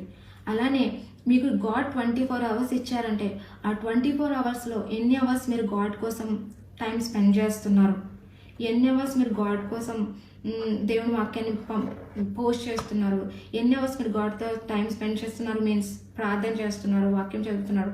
ప్రార్థన చేయడం అంటే మనం దేవునితో మాట్లాడడం, మరి వాక్యం చదివితేనే కదా దేవుడు మనతో ఏం మాట్లాడుతున్నారు అనేది అర్థమయ్యేది. అంటే చాలామంది ప్రార్థన చేస్తారు కానీ వాక్యం చదవరు, చాలామంది వాక్యం చదువుతారు కానీ ప్రార్థన చేయరు. సో ఈ రెండు కూడా బ్యాలెన్స్డ్గా ఉండాలన్నమాట. కాబట్టి ఇవన్నీ కూడా మీలో మీరు చెక్ చేసుకోమని మరొకసారి జ్ఞాపకం చేస్తూ, నేను చెప్పిన ఈ సాక్ష్యము దేవుడు దీవించాలి, ఆయనకు మాత్రమే మహిమ, ఆయనకు మాత్రమే ఘనత చెల్లించుకుంటున్నాను. నా చిన్న సాక్ష్యం నేను ముగిస్తున్నాను. అలానే choose and break through generation page నడిపిస్తున్న నవీన్ పాల్ రూపస్ బ్రదర్కి once again thank you brother. యవ్వనస్తులు అనేక మంది ఉన్నారు రక్షింపబడిన వాళ్ళు, కానీ మీలాంటి విజన్ కలిగిన వాళ్ళు చాలా రేరు. దేవుడు మీకు ఇచ్చిన యొక్క భారాన్ని బట్టి మీరు ఇంకనూ దేవుళ్ళలో బలంగా వాడబడాలి, ఇంకా అనేక మందికి దేవుని యొక్క సువార్తను ప్రకటించాలి అని నేను కోరుకుంటున్నాను. తప్పకుండా మీ పేజ్ కోసం, మీ యొక్క మినిస్ట్రీ కొరకు నేను ప్రార్థన చేస్తాను. అలానే దేవుడు మిమ్మల్ని బహుగా ఆశీర్వదించాలని కోరుకుంటూ నా చిన్న సాక్ష్యం ముగిస్తున్నాను. చిన్న ప్రార్థన చేసుకుని ఈ లైవ్ని మనం కంప్లీట్ చేద్దాము. మహాపరిశుద్ధుడైన ప్రేమగల తండ్రి, మీ ఘనమైన నామమునకు స్తుతి స్తోత్రములు చెల్లించుకుంటున్నాను ప్రభా. తండ్రి, ఈరోజు ఈ విధంగా మేమందరము నీ సన్నిధిలో చేరి కొద్దిసేపు మీరు చేసిన ఆశ్చర్యమైన అద్భుతమైన కార్యాలు తెలుసుకోవడానికి ఇచ్చిన కృపను బట్టి మీకు వందనాలు ప్రభా. ఏ పాటి వాళ్ళం తండ్రి, ఎంతటి వాళ్ళము, ఎందుకు పనికిరానటువంటి వాళ్ళం ప్రభా. అయినప్పటికీ మీ యొక్క మహాకృప చేత మా అందరినీ రక్షించి మమ్మల్ని ప్రేమించి మా అందరి కొరకు కూడా నాన్న మీరు ప్రాణం పెట్టారు తండ్రి. మీ యొక్క ప్రేమని మేమందరము గ్రహించుటకు కృప చూపించండి ప్రభా. మీలో పక్షపాతం లేదు తండ్రి నాన్న. ఏ ఒక్క ఆత్మ నశించుట మీ చిత్తము కాదు. కాబట్టి మేమందరం కూడా భారము కలిగి ఆత్మల పట్ల భారంతో ప్రతి ఒక్కరి కొరకు నాయన మేము సువార్త ప్రకటించే వారిగా మేము ఉండటానికి మాకు సహాయం దయచేయమని, మీరు వచ్చేలోపు అనేక మంది ఆత్మలు మీ వైపుగా నడిపిస్తూ మీ నోటితో బల నమ్మకమైన మంచి దాసుడా, బల నమ్మకమైన మంచి దాసురాలా అని మీ నోటి ద్వారా మేము వినుటకు మాకు సహాయం చేయమని బ్రతిమలాడుచున్నాను. వింటుకు ప్రభా, ఈ లైవ్లో జాయిన్ అయిన ప్రతి ఒక్క బిడ్డను ఆశీర్వదించండి, దీవించండి, వాళ్ళకున్న ప్రతి ఒక్క అవసరత తీర్చండి. Choose and break through generation ఈ పేజ్ను ఆశీర్వదించండి ప్రభా. అనేక మంది యవ్వనస్తులు ఈ యొక్క పేజ్ ద్వారా, ఈ పేజ్లో జరిగే ప్రతి ఒక్క మీటింగ్ ద్వారా ఆశీర్వదించబడి మీలోకి నడిపింపబడ్డానికి సహాయం దయచండి. నవీన్ పాల్ రూఫస్ బ్రదర్ని కూడా ఆశీర్వదించి దీవించమని యేసుక్రీస్తు నామంలో మిక్కిలి వినపూర్వకంగా బ్రతిమలాడి వేడుకొచ్చున్నాను తండ్రి. ఆమేన్. Praise Lord. May God bless you all. మీకు ఏమైనా ప్రేయర్ రిక్వెస్ట్లు ఉన్నా, లేకపోతే మీకు ఏమైనా ప్రాబ్లమ్స్ ఉండి మీకు ఏమైనా సజెషన్స్ కావాలి అని అనుకుంటున్నాం, జాయ్ ఫర్ క్రైస్ట్ అని ఇన్స్టాగ్రామ్ పేజ్ ఉంది. సో దానికి వచ్చి మీరు మెసేజ్ చేస్తే తప్పకుండా నేను రెస్పాండ్ అవుతాను. తప్పకుండా మీకోసం మీ ప్రేయర్ రిక్వెస్ట్ ఏమన్నా నేను ప్రే చేస్తాను.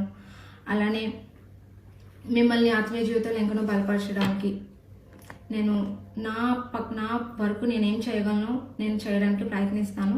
ఎందుకంటే నేను ఆల్రెడీ మీకు చెప్పినట్లు చాలామంది బ్రదర్స్ అండ్ సిస్టర్స్ వస్తున్నారు, వాళ్ళకి కౌన్సిలింగ్ ఇవ్వడానికి దేవుడు సహాయం చూపిస్తున్నాడు. మీలో కూడా ఎవరికైనా కౌన్సిలింగ్ కావాలనుకున్నా నాకు చేయొచ్చు మెసేజ్. అలానే ఈ పేజ్లో ఉన్న నవీన్ పాల్ రూపస్ బ్రదర్ కూడా కౌన్సిలింగ్ ఇస్తారు, ఆయన కూడా మీకోసం ప్రార్థన చేస్తారు. కాబట్టి you can message to him.